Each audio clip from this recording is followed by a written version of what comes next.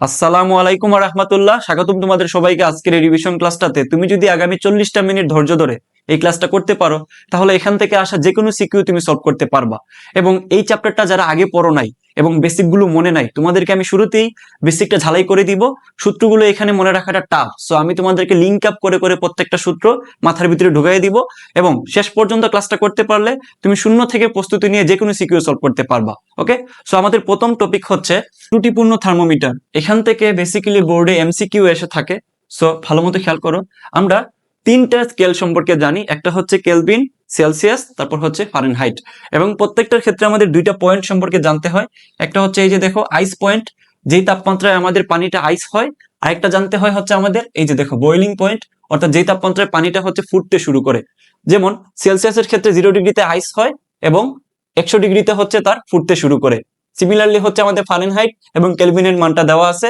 এবং এখান থেকে আমরা একটা রিলেশন সম্পর্কে জানি সবাই, এটা আমরা এসএসসি লেভেলে পড়ে আসছি। সেটা হচ্ছে C-0 divided by 100-0 equals to F-32 divided by 212-32 equals to K-273 divided by 373-273। তো এই তিনটা রিলেশন হচ্ছে এইটা। এখন যদি আমি তোমাকে বলি আমি নতুন একটা থার্মোমিটার বানাতে চাচ্ছি, যেটার ক্ষেত্রে আমি অ্যাকচুয়ালি জানি ত্রুটিপূর্ণ তাপমাত্রা দেয়। তো আমরা নতুন যেই থার্মোমিটার বানাতে চাচ্ছি, যে যন্ত্রটা বানাতে চাচ্ছি, ওইটার ক্ষেত্রে আমরা যদি রিলেশন বের করতে চাই, তাহলে এগুলোর সাথে একটা সুন্দর রিলেশন বের করা উচিত। তাহলে আমরা তুলনা করে আনসারটা বের করে ফেলতে পারবো। তাহলে সে ফর এক্সাম্পল আমরা আগে এই জিনিসটার দিকে একটু তাকাই। দেখো এটা আমরা কিভাবে লিখতে পারছি, একটু খেয়াল করো। এটাকে আমরা এইভাবে লিখতে পারি, মনে করো যে একটা থার্মোমিটারের তাপমাত্রা বের করতে চাচ্ছে হচ্ছে এক্স থেটা, জাস্ট ধরে নাও। এবং ওই স্কেলের ক্ষেত্রে তার আইস পয়েন্ট হচ্ছে XICE এবং তার স্টিম পয়েন্টটা হচ্ছে XTSTEM। স্টিম পয়েন্টটা হচ্ছে আসলে ফুটনাঙ্কটা আর কি। ওকে, তো এই যে দেখো এখান থেকে আমরা কি করতে পারি, এখান থেকে আমরা এদিকে তাকাও, X theta minus X ice divided by X steam minus X আইস।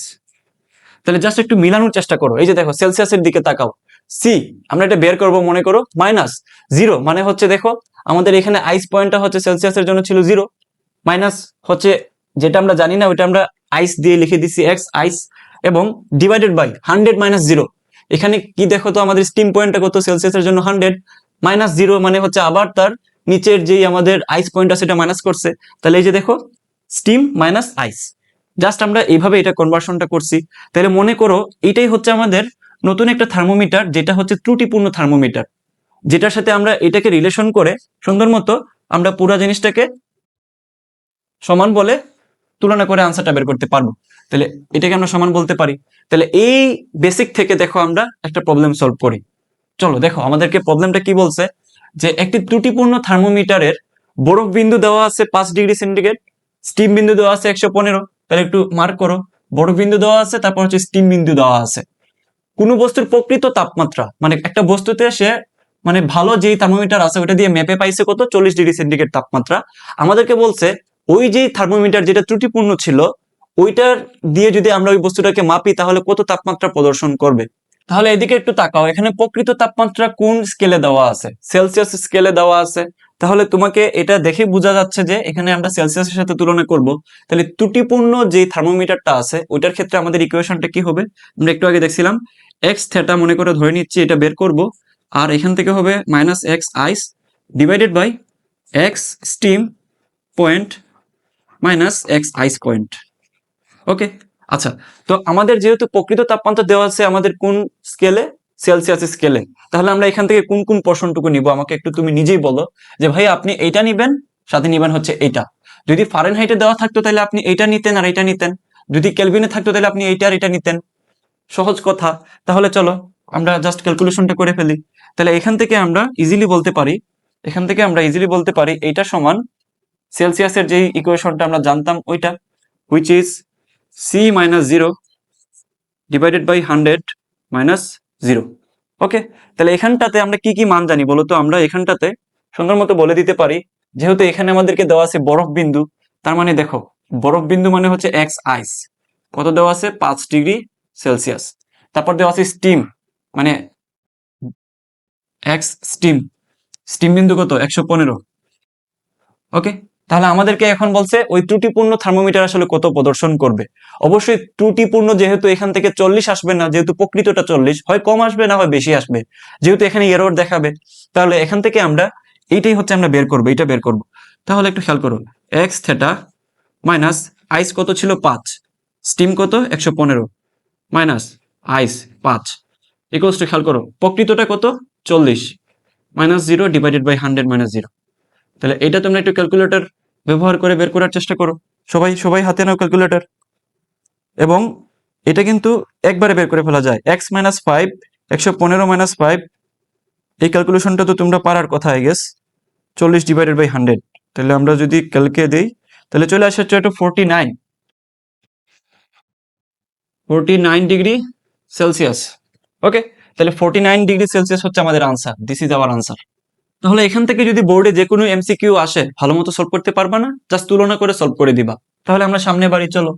তাপগতিবিদ্যার প্রথম সূত্র, এটা খুবই ইম্পর্টেন্ট। তাপগতিবিদ্যার প্রথম সূত্র আমাদেরকে কি বলে, যে যদি কোনো একটা সিস্টেমে, আচ্ছা সিস্টেম বলতে কি বুঝো? সিস্টেম মানে হচ্ছে একটা সিলিন্ডারের ভিতরে তুমি সামথিং টেম্পারেচারে কিছু পরিমাণ গ্যাস রেখে দিছো, this is one kind of a system. অথবা মনে করো তুমি যে রুমে আসো, ওই রুমে যদি তুমি একটা এসির মধ্যে 25 ডিগ্রি কিংবা যে কোনো একটা তাপমাত্রা দিয়ে রুমটাকে তুমি বন্ধ করে দাও, তার মানে কি এই রুমের ভিতরে হচ্ছে 25 ডিগ্রি যেই তাপমাত্রা তুমি দিয়ে রাখছো, বাইরের সাথে এটার কোনো সম্পর্ক নাই। বাইরে হচ্ছে অন্য একটা টেম্পারেচার, ভিতরে তুমি আর একটা টেম্পারেচার তৈরি করে রাখছো। তাহলে ভিতরে যে তুমি রুমের ভিতরে আছো, এই রুমটা হচ্ছে একটা সিস্টেম। তার মানে সিস্টেম, বুঝতেছো?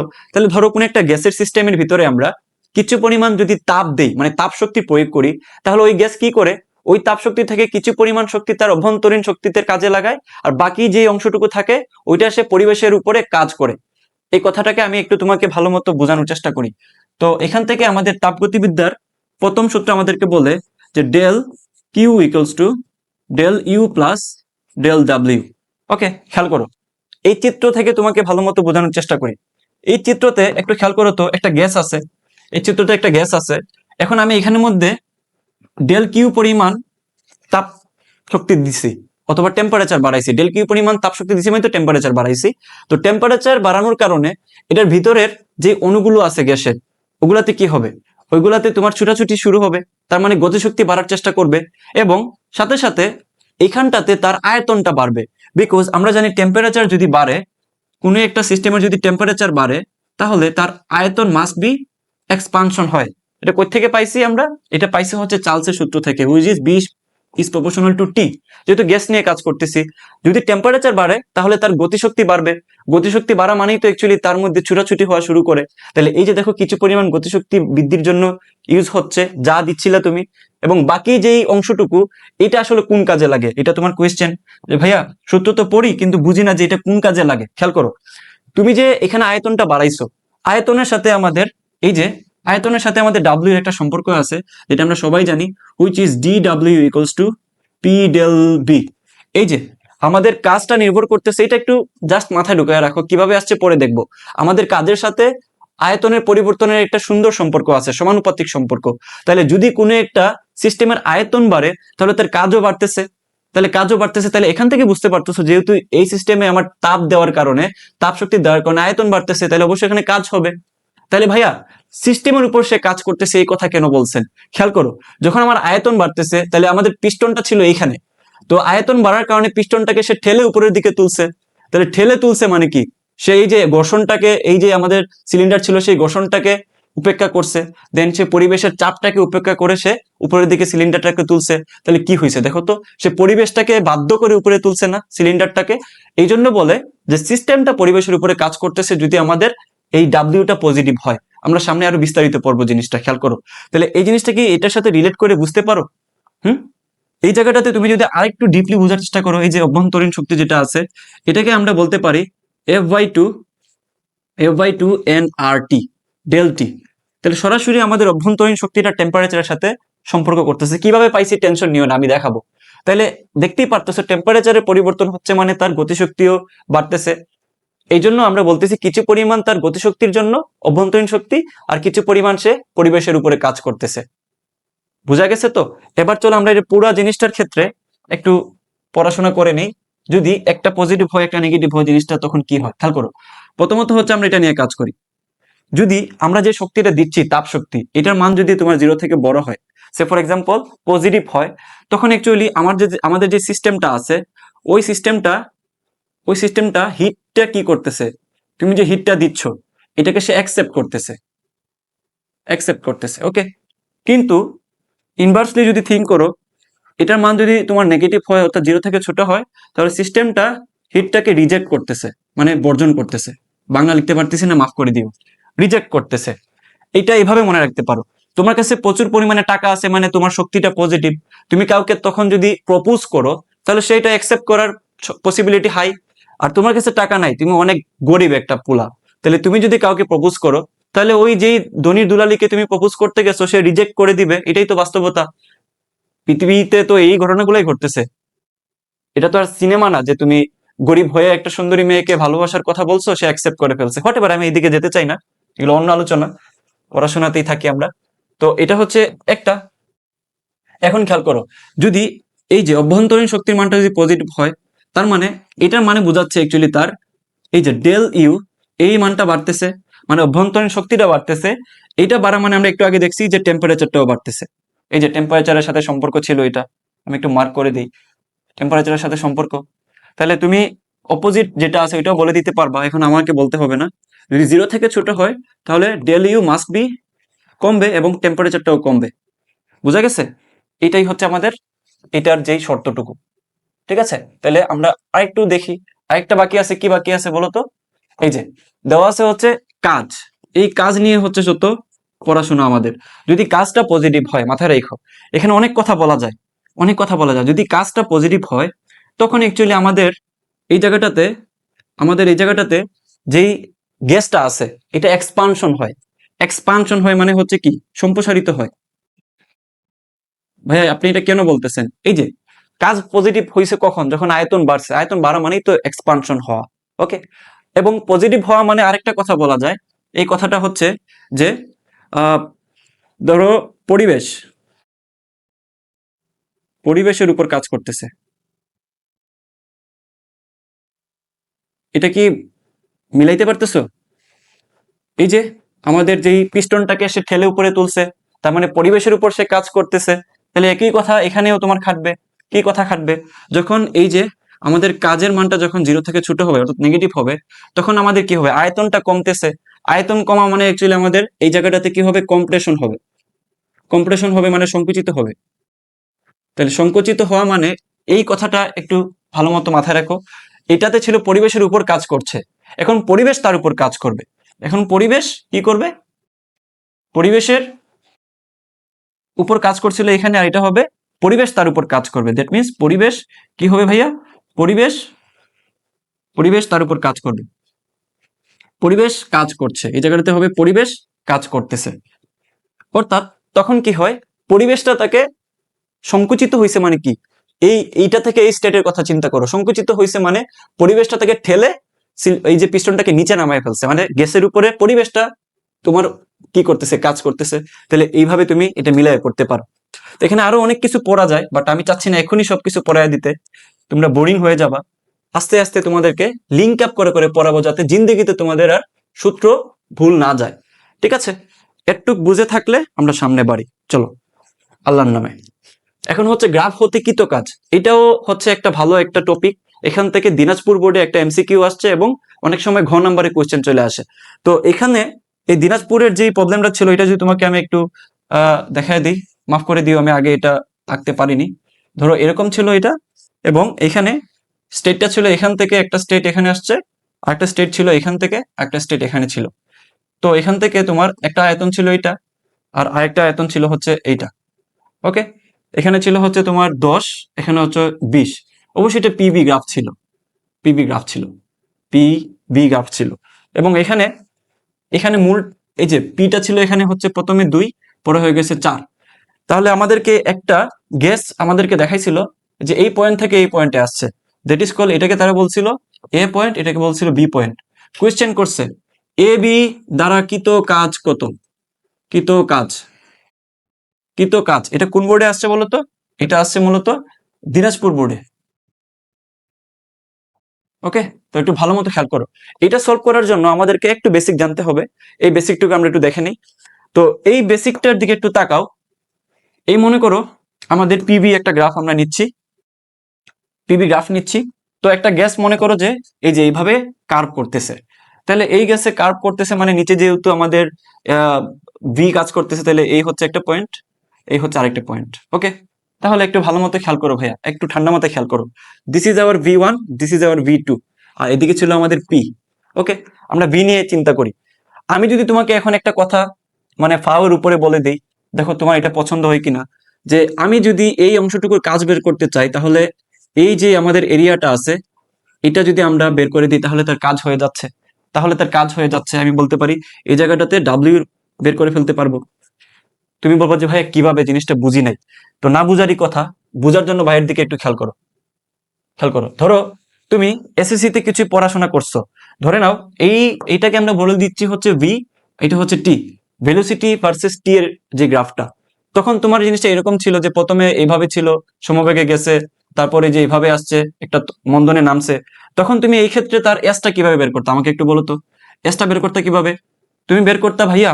তুমি বলো যে ভাইয়া মনে মনে পড়তেছে, এই জায়গাটাতে কি করতাম, এই জায়গাটাতে সুন্দর মতো এই যে অংশটুকু আছে, এই যে অংশটুকু আছে, আমি এই অংশটুকুকে একদম ইজি ওয়েতে ক্ষেত্রফলটুকু বের করে দিতাম, অর্থাৎ এস ইকুয়ালস টু বিটি করে দিতাম।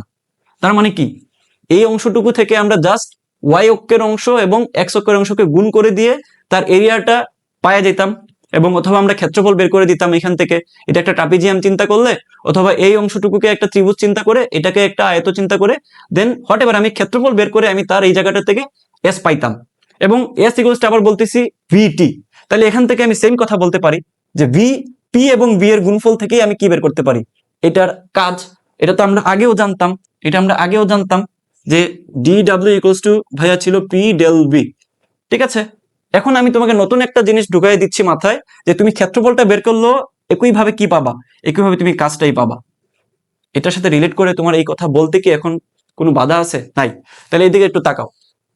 এখন এইখান থেকে যদি আমরা এটা আনসার করতে চাই, একটু খেয়াল করো। এইখানে আমাদের বলছে এ থেকে বিতে, এ থেকে বিতে আমাদের আয়তন বাড়ছে নাকি কমছে? আয়তন কি হয়েছে? আয়তন ভালো করে দেখো, আয়তন এইটা উল্টির দিকে আছে, এটা চিন্তা করিও না। তুমি দেখো এখান থেকে ছিল 10, এখানে হয়েছে 20, 20 থেকে এখন 10-এ আসতেছে, আয়তন কমতেছে। এটা থেকে তো তোমরা খুব ভালো মতো বুঝতে পারতেছো। তাহলে আয়তন যদি কমে, তাহলে আমাদের কি কি মাথায় ছিল মনে আছে? আয়তন কমতেছে মানে অ্যাকচুয়ালি তার কম্প্রেশন হচ্ছে, কম্প্রেশন হচ্ছে মানে হচ্ছে পরিবেশ তার উপরে কাজ করতেছে। ঠিক আছে, এবং এই জায়গাটাতে তার কাজটা হচ্ছে নেগেটিভ। এখান থেকে তুমি এই তত্ত্বগুলো বলে দিতে পারবা না। তাহলে এখান থেকে যদি আমাদেরকে ফাইনালি কাজ বের করতে বলে আমরা কি করব, আমরা কি করব আমাকে একটু বলো তো। যেহেতু একটু আগে আমরা দেখছি যে ক্ষেত্রফলটা বের করে দিলে হয়ে যাচ্ছে, তাহলে এই পোর্শন, এই পোর্শন, এই পোর্শনটুকুকে যদি আমরা জাস্ট কি করব, ক্ষেত্রফলটুকু যদি বের করে দিই তাহলে তো হয়ে যাচ্ছে, হয়ে যাচ্ছে না? তাহলে আমরা এখান থেকে বলতে পারি, যেহেতু এটা একটা ট্রাপিজিয়ামের মতো চিন্তা করা যায়, তাহলে এখানে ভি ডেল ভিটা কি, ডেল ভিটা হচ্ছে 10 মাইনাস 20, তাহলে আলটিমেটলি এটা হচ্ছে -10। তাহলে এটা হচ্ছে আমাদের এইচ অংশটুকু, এটা হচ্ছে এইচ, এইচ বলা যায়, কারণ আমরা জানি সমান্তরাল বাহুদ্বয়ের যোগফল ইনটু তার উচ্চতা, এটাকে আমরা 2 দিয়ে ভাগ করে দিলে চলে আসে আমাদের ট্রাপিজিয়ামের ক্ষেত্রফল। তাহলে এখানে আমাদের যদি একটু তোমাকে হিসাবটা করে দিই, দেখো সমান্তরাল বাহু একটাকে ধরে নিচ্ছি এ। ওকে, সমান্তরাল বাহুদ্বয় কোনটা, এইটা আর এইটা। তাহলে এইটার মান কত, এর মানটা হচ্ছে 4, আর ভির মানটা কত 2, এবং এই জায়গাটাতে এইচ এর মান হচ্ছে কত, এইচ এর মানটা হচ্ছে ভাইয়া হুইচ ইজ -10। তাহলে এখন তুমি কি ট্রাপিজিয়ামের ক্ষেত্রফলটা বের করতে পারবা না? ক্ষেত্রফলটা বের করতে পারবা না, হুইচ ইজ এটা কি হবে, হাফ ইন্টু এ প্লাস বি ইন্টু এইচ। মানটা বসায় দাও, হাফ ইন্টু এ মানে হচ্ছে 4, বি মানে হচ্ছে 2, ইন্টু এইচ মানে হচ্ছে -10। অবশ্যই এটা নেগেটিভ কাজ হচ্ছে, সো এটা চলে আসবে 0.5 ইন্টু 6 ইন্টু 10, তার মানে হচ্ছে চলে আসতেছে -30। কত আসতেছে ভাইয়া? -30। So this is hour negative কাজ, দিস ইজ আওয়ার নেগেটিভ কাজ। বুঝি না বা মাথায় ঢুকে না, এই কথাটা বললে আমি বলবো যে তুমি মনোযোগ দাও নাই। বাট বুঝি না, মাথায় ঢুকে না, এটা হতেই পারে না। আল্লাহ তাআলা সবাইকে সমান ব্রেন দিয়ে দিছে, কেউ হয়তো একটু তাড়াতাড়ি বুঝে, কারণ সে হয়তোবা এত বেশি টাইম দিছিল পড়ায় আগে কোনো একটা সময়ে, সে এই জিনিসগুলো পড়তে পড়তে তার নিউরন সেলের মধ্যে এই যে তাদের সংযোগ সিনাপসিসের মাধ্যমে এটা বেশি হয়ে গেছে, দ্যাটস ওয়াই সে যে কোনো জিনিস তাড়াতাড়ি বুঝতেছে। তুমি হয়তো কম সময় দিছো, তুমি কম একটু লেট নিচ্ছ পড়াশোনা বুঝতে, বাট আলটিমেটলি কিন্তু এরকম হয় না যে তুমি বুঝতেই পারবা না বা তোমার দিয়ে সম্ভবই না। তোমার বন্ধু পারতেছে মানে তুমি মাস্ট বি পারবা, সময় নিয়ে পারবা, বাট পারবা। জাস্ট একটু একটু জাস্ট তুমি শান্ত হয়ে পড়াশোনাতে টাইম দাও, একটু সময় ধরে তুমি পড়াশোনাটা করার চেষ্টা করো, সবই পারবা, সবই বুঝবা। তাহলে এখান থেকে যদি কোনো কারণে আমাদেরকে কাজ বের করতে বলে, ক্ষেত্রফল বের করতে বলে, তুমি কি আটকাবা? আমার মনে হয় না তুমি আটকাবা বলে। চলো আমরা সামনে বাড়ি। দেখো আমাদেরকে এই টপিকটা একটু ভালো মতো পড়তে হবে। বলছে কি মূলার আপেক্ষিক তাপমাত্রা, এবং এখান থেকে আমাদেরকে প্রচুর পরিমাণে এমসিকিউ এবং সিকিউ কে ডিল করতে হয়। সো ভালো মতো খেয়াল করো, যখন আপেক্ষিক কথাটা আসবে তখন যে কোনো আমরা পদার্থ নিয়ে কাজ করি না কেন তার পরিমাণটা হবে 1 কেজি আর না হয় 1 মোল, অর্থাৎ 1 চলে আসবে। আপেক্ষিক মানে হচ্ছে 1, মাথায় রেখো। সংজ্ঞাটা একটু পড়ে নাও। কোন পদার্থের 1 মোল তাপমাত্রা 1 কেলভিন, 1 কেলভিন বৃদ্ধি করতে বা বাড়াতে যে পরিমাণ তাপের প্রয়োজন তাকে মূলার আপেক্ষিক তাপ বলে। কথা কি বুঝছো? 1 মোল পদার্থের তাপমাত্রা 1 কেলভিন বাড়াইতে যে পরিমাণ তাপের প্রয়োজন হয় ওইটাকে আমরা বলতেছি মূলার আপেক্ষিক তাপমাত্রা। তাহলে এটাকে আমরা কি দিয়ে প্রকাশ করি দেখো তো? এটাকে আমরা মূলত দেখো সি দিয়ে প্রকাশ করি, এবং এটার একক হচ্ছে জুল পার মোল পার কেলভিন। তাহলে এটার ইকুয়েশনটার দিকে একটু তাকাইতে হবে সবাইকে। ইকুয়েশনটা হচ্ছে C equals to del Q N del T, this is our equation. তাহলে এখান থেকে আমরা দুইটা জিনিস পাই। কি কি পাই? এখান থেকে আমরা পাই হচ্ছে স্থির চাপ এবং কি স্থির আয়তনের ক্ষেত্রে আমাদের টাইপটা ভালো মতো খেয়াল করো। একটা হচ্ছে আমাদের স্থির চাপ, আরেকটা হচ্ছে আমাদের স্থির আয়তনের ক্ষেত্রে। একটা হচ্ছে স্থির চাপের ক্ষেত্রে, একটা হচ্ছে স্থির আয়তনের ক্ষেত্রে। খেয়াল করো কি হলো, সিলেক্টই করি নাই ভালো মতো। আচ্ছা, তো এখান থেকে প্রথমটা হচ্ছে আমাদের দেখো স্থির চাপ, আরেকটা হচ্ছে স্থির আয়তন।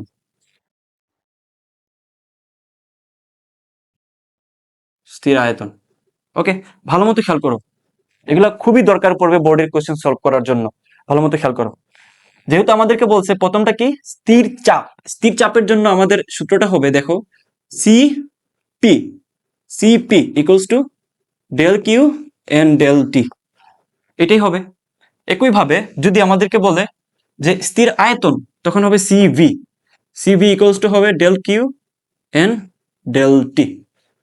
এই হচ্ছে আমাদের দুইটা স্টেটের ক্ষেত্রে সূত্র। এখন যদি তুমি আমাকে একটা কোয়েশ্চেন করো যে ভাইয়া এখানে সিপি আর সিবি এই জিনিসটার ক্ষেত্রে কোনটা বড় কোনটা ছোট হবে, কারণ তাদের ইকুয়েশনের যেই আমাদের মানগুলো আছে প্যারামিটার এগুলো তো সেমই, ফর্মুলাগুলো তো সেমই, তাহলে কোনটা ছোট কোনটা বড়? তাহলে এই কোয়েশ্চেনটা আসাটা খুবই যৌক্তিক এবং এখান থেকে এমসিকিউ আসে। তো ভালো মতো খেয়াল করো, তোমার কোয়েশ্চেনটা হচ্ছে ভাইয়া কোনটা বড়, সিপি বড় নাকি সিবি বড়? এইটা হবে নাকি হচ্ছে সিবি বড় হবে, কোনটা? ভালো মতো বুঝো, ভালো মতো বোঝার চেষ্টা করো। এখানে কি হচ্ছে ভাইয়া, এখানে হচ্ছে আমাদের আয়তনটা স্থির, আয়তনটা যদি স্থির থাকে ভালো মতো খেয়াল করো তো, তাহলে ডেল ভি এর মানটা কি হবে? 0। ডেল ভি এর মানটা 0 মানে হচ্ছে অ্যাকচুয়ালি আমাদের এই যে ডি ডাব্লিউ অথবা ডেল ডাব্লিউ যেটাই বলো না কেন, আমি তোমাকে এইটাই ডেল দিয়ে বোঝাই, ডেল ডাব্লিউ এর মানটা 0। তাহলে কাজ যদি শূন্য হয়, আমাদের তাপগতিবিদ্যার প্রথম সূত্র কি ছিল? Del Q equals to del U plus del W. তাহলে এখানটাতে আমাদেরকে বলেই দিছে বলতে আমরা নিজেই বাই করছি যে এটা 0। তাহলে 0 হইলে সে যে পরিমাণ শক্তি তাকে দেওয়া হবে সিস্টেমকে, সে পুরাটুকুকে কি করবে? অভ্যন্তরীণ শক্তিতে রূপান্তর করবে। অর্থাৎ আমি যদি তাকে মনে করো যে 10 জুল পরিমাণ যদি তাকে আমি শক্তি দেই, সে 10 জুলেই অভ্যন্তরীণ শক্তিতে কাজে লাগাবে। বাট এই জায়গাটা তো ভাই স্থির চাপ বলছে, তো চাপের সাথে তো আমাদের এইখানে কোনো প্রথম যে সূত্র ছিল এটার সাথে কোনো সম্পর্ক নাই। তাহলে ধরো সেম কথা যদি এখানে বলি যে del Q equals to del U plus del W, তাহলে এই জায়গাটুকুতে যদি আমি সেম ভাবে এইখানে 10 জুল দেওয়ার চেষ্টা করি, তাহলে আমরা দেখছি সিস্টেমে 10 জুলই কাজে লাগাচ্ছে। কিন্তু যেহেতু এখানে আমাদের কাজও হচ্ছে, ওই যে পিস্টনটাকে উপরে তুলতেছে, পরিবেশের উপরে কাজ করতেছে, ধরো সে আরো এক্সট্রা হচ্ছে ধরে নাও সে 5 জুল পরিমাণ কাজ করে নিচ্ছে, তাহলে এখন কি আর 10 জুল দিলে তার কাজ হবে? অবশ্যই না। এখন আমাকে এটা দেওয়া লাগবে কতটুকু? এটা দেওয়া লাগবে হচ্ছে 15 জুল। তাহলে তুমি আমাকে নিজেই এখন ডিসাইড করে দাও ভাইয়া কোনটা বড়।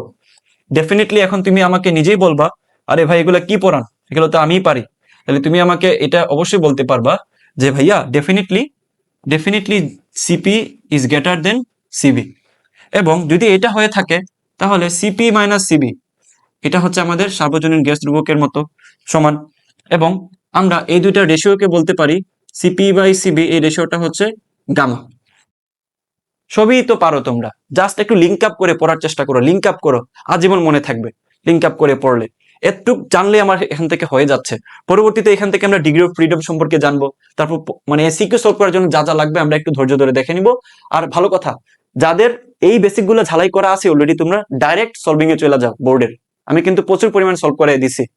নেক্সট, সময়ায়তনের প্রক্রিয়া। সময়ায়তনের প্রক্রিয়া একটু লিঙ্ক আপ করে পড়ার চেষ্টা করো। সময়ায়তন মানে কি? সময়ায়তন মানে হচ্ছে এই জায়গাটাতে আমাদের বি যেটা আছে হুইচ ইজ ধ্রুবক, তাহলে বি যদি ধ্রুবক হয় তাহলে তাদের চেঞ্জটাও কি হবে? তাদের চেঞ্জটা মানে ডেল বি, এই মানটা মাস্ট বি জিরো। তাহলে এইটা যদি হয় আমাদের কন্ডিশন, এখানটাতে এটা যদি হয় কন্ডিশন, তাহলে এই কন্ডিশন থেকে আমরা কি কি বলে দিতে পারি? আমরা ভালো মতো বুঝতে পারি যে যদি কোন একটা স্টেটে যদি আমাদের আয়তনটা শূন্য হয়, তাহলে এই জায়গাটাতে আমরা জানি যে D W equals to P del V, del V. তাহলে এখানটাতে যেহেতু ডেল বি এর মানটা হচ্ছে জিরো, তাহলে ডেফিনেটলি এই জায়গাটাতে কি হবে? এই জায়গাটাতে ভাইয়া এই যে আমাদের কাজ যেটা আছে এটা হয়ে যাবে জিরো। তাহলে যদি কাজটা আমাদের জিরো হয়ে যাচ্ছে, তাহলে এখান থেকে একটু আমাকে তুমি নিজেই বলো তো ভাইয়া, আমাদের যে সূত্রটা ছিল, প্রথম সূত্র, যে del del Q equals to del U plus del W. তাহলে এই জায়গাটাতে মাস্ট বি আমাদের কাজটা শূন্য। তাহলে কাজ যদি শূন্য হয়, তাহলে এখান থেকে আমরা বলে দিতে পারি যে del Q equals to del U. তার মানে এখানে আমি যতটুকু শক্তি তাকে দিচ্ছি সিস্টেমকে, সে পুরাটুকুকে অভ্যন্তরীণ শক্তির কাজে লাগাই দিচ্ছে। ঠিক আছে, এখানে যেহেতু আমাদের আর কাজ সংগঠিত হচ্ছে না, তাহলে এই হচ্ছে আমাদের এখানকার পড়াশোনা। যদি এটাই আমাদের পড়াশোনা হয়ে থাকে, এখান থেকে আর কি কি বলতে পারি? যা যা বলতে পারি সব একটু এমসিকিউর জন্য দেখে নেই। তোমরা কি বিরক্ত হচ্ছ? বিরক্ত হইলে কিছু করার নাই, কারণ শেষ মুহূর্তে একটু তোমাদেরকে ঝালাই করে দেওয়াই লাগতেছে। তাহলে আমরা আগের স্লাইড থেকে কি পাইছিলাম? যে ডেল ইউ ইকুয়ালস টু কি ছিল? এন সিবি ডেল টি, অভ্যন্তরীণ শক্তি আমরা পাইছিলাম। ওকে, মানে সময় আয়তনের ক্ষেত্রে। তাহলে যেহেতু আমাদেরকে বলছে del Q equals to del U, তাহলে এই মহাশয়কে আমি সুন্দর মতো বলে দিতে পারি না যে ডেল কিউ? এটাকে তো আমরা এটাই বলে দিতে পারি। তাহলে এই জায়গাটাতে ডেল ইউ এবং ডেল কিউ দুইটা হচ্ছে সমান বা সেম। তাহলে এই অংশটুকু মাথায় রাখলে আপাতত এখানে এই বেসিকটুকু আমাদের মানে কাজে লাগবে সিকিউর জন্য। নেক্সট, সমচাপ প্রক্রিয়া। সমচাপ, সমচাপ মানে এই জায়গাটাতে খেয়াল করো যে পি যেটা আছে, এই পিটা হচ্ছে ধ্রুবক, ধ্রুবক। তাহলে পিটা যদি ধ্রুবক হয়, তাহলে মাস্ট বি ডেল পি এর মানটা কি? শূন্য। যদি মাস্ট বি ডেল পি এর মানটা শূন্য হয়, তাহলে এই জায়গাগুলো থেকে আমরা কি বলতে পারি?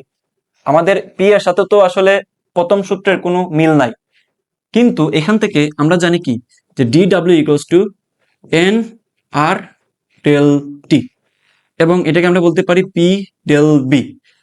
কিভাবে বলতে পারতেছি একটু ধৈর্য ধরে দেখাচ্ছি আমি। তাহলে এই জায়গাটাতে আমার কোনো পি এর কোনো সম্পর্ক নাই, ডি ডাব্লিউ যেটা আছে এটা তো ফান্ডামেন্টাল আমাদের ইকুয়েশন, ফান্ডামেন্টালের মধ্যে কোনো কি আছে? পি আছে? কোনো পি নাই। তাহলে এটা দিয়ে আমাদের এখানে তেমন কোনো চেঞ্জ আসতেছে না। বাট থিঙ্ক ইজ, খেয়াল করো, যেহেতু আমাদের এই জায়গাটাতে কি কি বলছে? সমচাপ, চাপটা সেম। তাহলে আমরা এই জায়গাটা থেকে কি বলতে পারি? P V one equals to N R T one. আরেকটা বলতে পারি যে P V two equals to N R T two. এবং এই দুটাকে আমরা কি করব দেখো, জাস্ট মাইনাস করে দাও, তাহলে পি কমন আসবে, সমচাপ যেহেতু। তাহলে V one minus V two equals to N R constant T one minus T two হচ্ছে। তাহলে এখান থেকে খুব ভালো মতো আমরা বলতে পারতেছি P V one minus V two মানে হচ্ছে P del V equals to N R T one minus T two মানে হচ্ছে ডেল টি। তাহলে একটু ভালো মতো দেখো, ভালো মতো খেয়াল করো, এটাই হচ্ছে এইটা। তাহলে পি ডেল বি মানেই তো আসলে আমাদের কাজ, আমরা এতক্ষণ করে আসছি, এটা মানেই তো আমাদের হচ্ছে ডি ডাব্লিউ। তাহলে এটা যদি ডি ডাব্লিউ হয়, তাহলে it also N R del টি। তাহলে এই সম্পর্ক আর এই সম্পর্ক আমরা সমান বলতে পারি, আমাদের ম্যাথ করতে কাজে লাগবে। ওকে, একটু কি বুঝতে পারতেছো? যদি বুঝে থাকো, আমাদেরকে বলছে সমচাপ প্রক্রিয়া, সমচাপের প্রক্রিয়ার ক্ষেত্রে এই এই জিনিসগুলো আমাদের কাজে আসবে। ওকে, তাহলে চলো আমরা সামনে বাড়ি।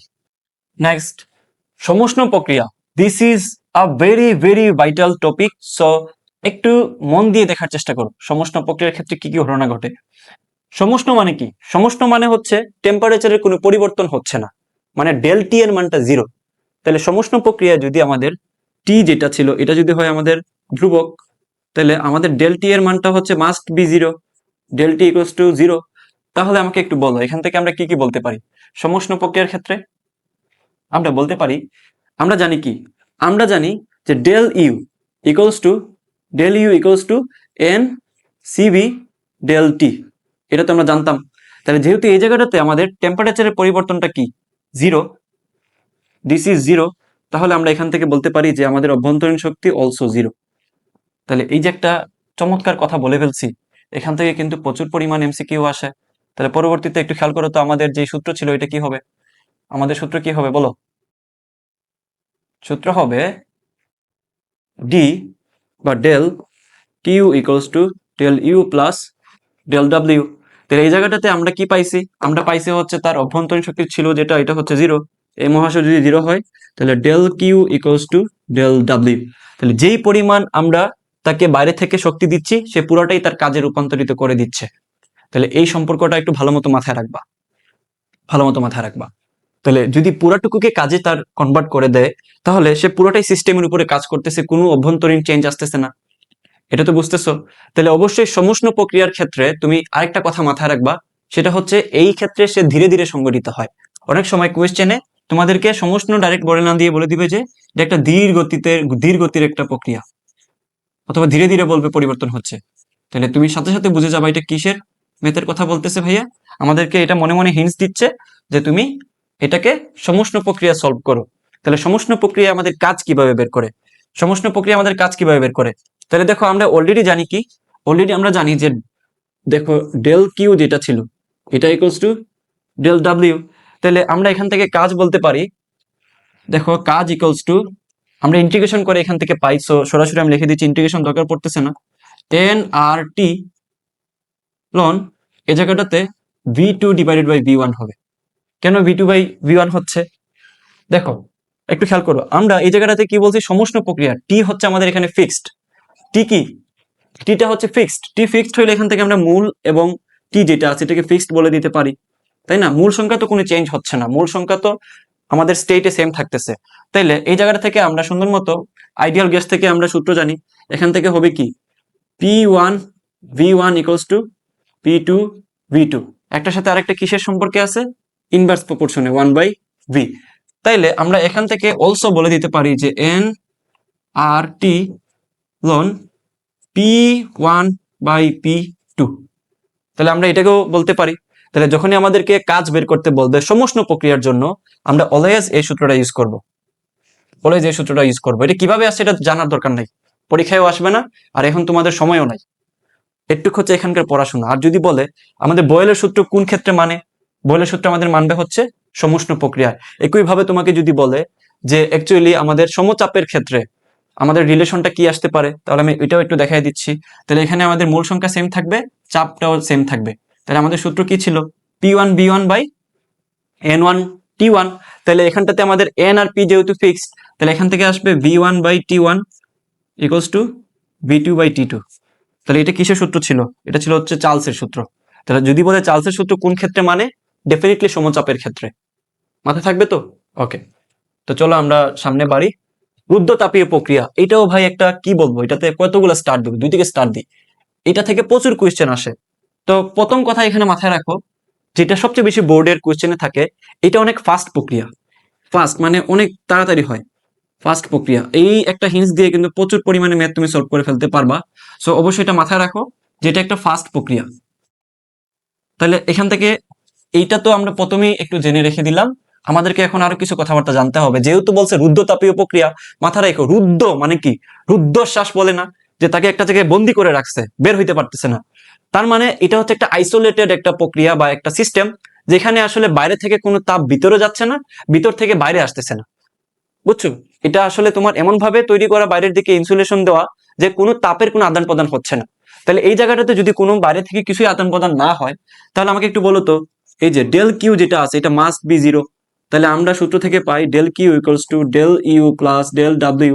তাহলে যদি এই মহাশয় জিরো হয়ে থাকেন, তাহলে আমরা এখান থেকে বলতে পারি যে দেখো del U equals to minus del W. এই যে একটা ভয়ঙ্কর কথা আমি তোমাকে বলে দিলাম, এটা দ্বারা কি মিনিং করে? বিশ্বাস করো এটা এত চমৎকার একটা জিনিস যে তোমাকে আমি বললে তোমার বিশ্বাস হবে না। আগে এই কথাটা বলে দিই, আমরা এতদিন দেখে আসছি কি গ্যাসের ক্ষেত্রে দেখে আসছি যে ভাই ডেফিনেটলি টেম্পারেচারটা তাদের সমানুপাতিক হয়। আমাদের এটা চার্লসে বলছেন। কিন্তু এইখানে রুদ্রতাপীয়র ক্ষেত্রে এইখানে সম্পর্কটা হচ্ছে প্রপোর্শনাল, ইনভার্স প্রপোর্শনাল। ঠিক আছে, ইনভার্স প্রপোর্শনাল মানে হচ্ছে ব্যস্তানুপাতিক, অর্থাৎ টেম্পারেচার বাড়লে আয়তন কমে, আয়তন কমলে টেম্পারেচার বাড়ে। আজীব ব্যাপার না? দেখো এটাই আমাদের বুঝতে হবে এই জায়গাটাতে যে কিভাবে জিনিসটা সংঘটিত হচ্ছে। তারও আগে আমি তোমাকে বেসিক যে জিনিসগুলো একটু দেখাই নেই। আমরা একটু আগে দেখছি যে ডেল ইউ মানে হচ্ছে এই জায়গাটাতে আমরা জানছি একটু আগেও যে N C B del T. তাহলে ডেল ইউ মানেই তো হচ্ছে মাইনাস মাইনাস ডেল ইউ। তাহলে আমরা এখান থেকে ডেল ইউ ইকুয়ালস টু বলতে পারি minus N C B del T. Okay, তাহলে এখান থেকে আমাদেরকে সুন্দর মতো কি বের করতে হবে বলতো, যেহেতু আমাদেরকে বলছে রুদ্রতাপীয়, এখান থেকে আমাদেরকে কাজটা খুব ভালো মতো বের করতে হবে। কাজটা এখান থেকে কি হবে, এই যে এখান থেকে দেখছি ডাব্লিউ ইকুয়ালস টু হবে minus N C B del টি মানে হচ্ছে T one minus T two. Okay, তাহলে একটু খেয়াল করো, মাইনাস এন সি বি এই জায়গাটাতে ওয়ান হবে না, সরি, এই জায়গাটা তো তাপমাত্রার পরিবর্তন মানে তো হচ্ছে টি টু মাইনাস টি ওয়ান, তাই না? তাহলে মাইনাস দিয়ে যদি আমরা ভিতরে গুণ করি তাহলে এই জায়গাটাতে হবে n C V T one minus T two, minus দিয়ে গুণ করার পরে ওয়ান মাইনাস টু হবে। ঠিক আছে, একটু মাথায় রাখো ভালো মতো। এখন তোমাকে আমি আরেকটা জিনিস একটু মনে করে দিতে চাই, সেটা হচ্ছে দেখো সিবি আমাদেরকে কি বলে, সিবি আমাদেরকে বলে তুমি তার ডিগ্রি অফ ফ্রিডমকে ভাগ করো আর দিয়ে গুণ করো। এটা কোথা থেকে পাইছেন, কোথা থেকে পাইছে এটা তোমার জানা দরকার নাই, তুমি জাস্ট এটা মুখস্থ করো ফর্মুলাটা। তাহলে এটা যদি ফর্মুলাটা হয়ে থাকে তাহলে আমরা এখান থেকে বলতে পারি যে এন এফ বাই টু আর কি হবে T one minus T two. But এটা দেখতে সুন্দর লাগতেছে না, সুন্দর যেহেতু লাগতেছে না, এফ বাই টু কে বাইরে রেখে এটাকে আমরা বলতে পারি N R T one minus N R T two. এখন কি তোমার দেখে একটু ভালো লাগতেছে? আরো ভালো লাগবে, ভালো লাগাও, তুমি যেভাবে চাইবে ওইভাবে আমি তোমাকে বানিয়ে দিচ্ছি। F by two divided by N R T, this is P one V one, N R T two this is P two V two. এটা তো অবশ্যই বলতে পারি, আমাদের সেই যে আইডিয়াল গ্যাসের সূত্র। তাহলে এখান থেকে এফ বাই টুটাকে দেখো আমার ভালো লাগতেছে না ভাইয়া, কি করব? দেখো এফ বাই টুটাকে যদি ভালো না লাগে, দেখো এফ বাই টুটাকে আমরা গামাতে পরিবর্তন করব। এফ বাই টু মানে হচ্ছে one by gamma minus one. এটা কোথেকে পাইছেন, কোথেকে পাইছি এটা পরে পরে পরে, এটা হচ্ছে রিভিশন ক্লাস, মুখস্থ করো। তাহলে আমরা জাস্ট এখানে যদি এই জায়গাতে বসায় দেই তাহলে এটা হবে কি বলতো one minus gamma minus one, তাহলে এটা হবে P one V one minus P two V two. অথবা তুমি এটাকে এইভাবেও লিখতে পারো, আমি তোমাদেরকে প্রতিপাদনটুকু করে দিচ্ছি নাকি। ঠিক আছে, এটা বোঝার জন্য বলতেছি, এটা কিন্তু একটু পরে তোমরা ভুলে যাবা, যাতে ভুলে না যাও এই জন্য দেখাই দিচ্ছি। তাহলে এখানটাতে তুমি আগের ফরম্যাটের দিকে একটু তাকাও, এন আর যেটা বাইরে যদি নিয়ে আসি তাহলে এখান থেকে হবে এন আর গামা মাইনাস ওয়ান, ভিতরে হবে T one minus T two. এটাই তোমাদের বইয়ে দেওয়া আছে, দিস ইজ ডাব্লিউ। তাহলে এইটা তোমাদের বইয়ে দেওয়া আছে, তাহলে আই থিঙ্ক বুঝতে পারতেছো কই থেকে আসছে, বাংলা কথা কি বুঝছো? এখন তোমার মাথায় প্রশ্ন আসতেই পারে যে ভাইয়া ডিগ্রি অফ ফ্রিডম, তারপর হচ্ছে এখান থেকে আমাদের গামার মানটা আমরা কই থেকে পাবো? এগুলো হচ্ছে মুখস্থ করবা বই থেকে। যদি মুখস্থ করতে মন না চায় তাহলে তোমাকে একটা ফর্মুলা আমি দেখাই দিই। ফর্মুলাটা হচ্ছে যদি তুমি সিবি বের করতে চাও, ধরো হ্যাঁ সিবি যদি বের করতে চাও এটা হচ্ছে এফ বাই টু, যদি তুমি সিপি বের করতে চাও এটা হচ্ছে one plus f by two. Okay, ঠিক আছে, তাহলে এই ক্ষেত্রে জাস্ট এফ এর মানটা জানলে তুমি সিপি সিবি বের করতে পারবা। তাহলে এফ এর মানটার ক্ষেত্রে মাথায় রাখবা, যদি তোমার এক পারমাণবিক হয়, এক পারমাণবিক হয় তাহলে মানটা কি হবে বলতো? এক পারমাণবিক হইলে মানটা হচ্ছে এফ এর মানটা হচ্ছে কত? 3। যদি দ্বিপারমাণবিক হয়, দ্বিপারমাণবিক হইলে এটার মান হচ্ছে 5। 5-এর অধিক হইলে কত হয়? বই থেকে দেখবা, এটা তোমাদের হোমওয়ার্ক থাকলো, যদি আমি এখনই সব দেখাই দিই তোমরা আসলে পড়বা না, বই পড়বা না, তাহলে বই থেকে দেখে নিও। তাহলে এটা যদি পারি তাহলে এখান থেকে সিপি সিবি পাবো, প্লাস গামাও বের করতে পারবো, তাই না? গামা হচ্ছে কি করবা, গামা মানে হচ্ছে আমরা একটু আগেও দেখছি যে গামা মানে হচ্ছে সিপি বাই সিবি। তাহলে তুমি যদি সিপি আর সিবি বের করতে পারো এই ফর্মুলা দিয়ে, ডিগ্রি অফ ফ্রিডম থেকে বের করে, তাহলে গামাও বের করে ফেলতে পারবা, এটা তোমার কাজ। নেক্সট, এনট্রপি, এটা খুবই ইম্পর্টেন্ট একটা টপিক, এখান থেকে প্রচুর পরিমাণে বোর্ডে কোয়েশ্চেন আসে। আমাদেরকে এখানে মূলত কোয়েশ্চেনটা এভাবে করে যে আমাদের একটা সিস্টেমের বিশৃঙ্খলা পরিমাপ করো, তখন আমরা সরাসরি যখনই বিশৃঙ্খলা আসবে তখনই আমরা ধরে নিব এটা হচ্ছে এনট্রপি বাইর করতে বলতেছে। কেন? দেখো সংজ্ঞাতে কি আছে, এনট্রপি হলো এমন একটি ভৌত রাশি যা কোনো সিস্টেমের বিশৃঙ্খলা পরিমাপ করে। তার মানে বিশৃঙ্খলার কথা আসলেই আমরা ইউজ করব কি এনট্রপির যে সমীকরণগুলো আছে ওইগুলো। তো দেখো একটা সিস্টেম যত বেশি এলোমেলো তার এনট্রপি তত বেশি। ঠিক আছে, তাহলে এটাকে আমরা এস দ্বারা নির্ধারণ করি এবং এটার একক হচ্ছে জুল পার কেলভিন। তো আমরা এস দ্বারা যেহেতু নির্ধারণ করি, তাহলে এটা হবে ডেল এস ইকুয়ালস টু, দেখো, শক্তির তাপ শক্তি ডিভাইডেড বাই আমাদের কি হবে বলো, টেম্পারেচার। তাহলে দিস ইজ আওয়ার ইকুয়েশন। এটা কিসের ইকুয়েশন? এটা হচ্ছে এনট্রপির ইকুয়েশন। সো এটা আমরা হচ্ছে দুইটা টাইপ, এটা আমরা জানি দুই টাইপ থেকে কোয়েশ্চেন আসে। একটা হচ্ছে যদি আমাদের তাপমাত্রা যদি পরিবর্তন হয়, আর একটা যদি তাপমাত্রা পরিবর্তন না হয়। তাহলে একটা হচ্ছে যদি আমাদের টেম্পারেচার যেটা আছে এটা যদি পরিবর্তিত হয়, অর্থাৎ পরিবর্তন যদি হয়, যে একটা স্টেট থেকে আরেকটা স্টেটে নিচ্ছি, একটা তাপমাত্রা থেকে আরেকটা তাপমাত্রা নিতে চাচ্ছি, তখন যে আমাদের এনট্রপির পরিবর্তন হবে সেটা হবে del S equals to M S ln T2 divided by T1। Okay, এটা হচ্ছে আমরা ইন্টিগ্রেশন করে পাই। আমাদের এটা কিভাবে আসলো এটা আমার জানার দরকার নেই, জাস্ট মুখস্থ করো। তাহলে যখনই বলবে আমাদেরকে একটা স্টেট থেকে আরেকটা স্টেটে নিচ্ছে, আমরা প্রশ্ন দেখাবো একটু পরে, বোর্ডে আসছে কিন্তু, তাহলে এই ইকুয়েশনটা ইউজ করব। বাট যদি বলে যে আমাদের টেম্পারেচার যেটা আছে এটা একই, এটা একই আছে, তার মানে কি দেখো, এরকম যদি হয়, ধরো 0 ডিগ্রির বরফকে, আইসকে যদি আমরা 0 ডিগ্রির তোমার ধরো পানিতে রূপান্তর করতে চাই, তখন কি হবে দেখো। তাহলে আমাদের টেম্পারেচারের কি কোনো পরিবর্তন হয়েছে? জাস্ট আমার আইসটা ভেঙে পানি হয়েছে, তাহলে আমাদের টেম্পারেচার পরিবর্তন হয় নাই। তাহলে ওই ক্ষেত্রে আমরা কি ইউজ করব? ওই ক্ষেত্রে আমরা ইউজ করব, সূত্র হচ্ছে, যেহেতু টেম্পারেচার একটাই, তাহলে এই সূত্রই, which is del S equals to del Q divided by T. Temperature যেহেতু আমাদের চেঞ্জ হচ্ছে না, তাহলে এটা হচ্ছে আমাদের সূত্র। এখন খেয়াল করো, আমাদের মূলত দুইটা স্টেট আসে। একটা হচ্ছে ধরো বরফ থেকে হচ্ছে তোমার তরল হয়, একটা হচ্ছে বরফ থেকে তরল হয়। তো যখনই বরফ থেকে তরল বানাইতে বলবে, তাহলে এখানে টেম্পারেচারে কোনো পরিবর্তন হয় নাই, তাহলে আমরা ইউজ করব এই সূত্র। এবং এই ক্ষেত্রে আমাদের বরফ গলনের সুপ্ত তাপ লাগবে। বরফ গলনের সুপ্ত তাপ হচ্ছে এফ, এফ, ঠিক আছে? বরফ গলনের সুপ্ত তাপ হচ্ছে এফ। এটার এই যে মানটা তোমাদেরকে মুখস্থ করে রাখতে হবে, যদি দেওয়া থাকে তো ভালো, না দেওয়া থাকলে এইভাবে করবা। আর যদি বলে বাষ্পে পরিণত করতে, বাষ্পে অর্থাৎ তরল থেকে আমাদেরকে বাষ্পে পরিণত করতে চাচ্ছে, সে ফর এক্সাম্পল তোমাদেরকে বললো যে 100 ডিগ্রির পানিকে, আমরা ফুটন্ত পানিটাকে আমরা 100 ডিগ্রি কিসে নিতে চাচ্ছি? বাষ্পে নিতে চাচ্ছি। বাষ্পে নিতে চাইলে ভেপুর অর্থাৎ ভি, তাহলে এটা হচ্ছে কি, বাষ্পীভবনের আপেক্ষিক সুপ্ত তাপ। তাহলে এটার মানও কিন্তু দেওয়া আছে, ঠিক আছে? মনে না থাকলে মুখস্থ করে নিয়ে ফেলো, তাহলে পরীক্ষা হলে না দেওয়া থাকলে আনসার করতে পারবা। ওকে, যদি এটা বুঝে থাকি, তাহলে নেক্সট দেখো, সমুষ্ণ প্রক্রিয়ায় এবং রুদ্ধতাপীয় প্রক্রিয়ায় গ্রাফটা কেমন হইতে পারে। এখান থেকে কিন্তু প্রচুর পরিমাণে কোয়েশ্চেন আসে।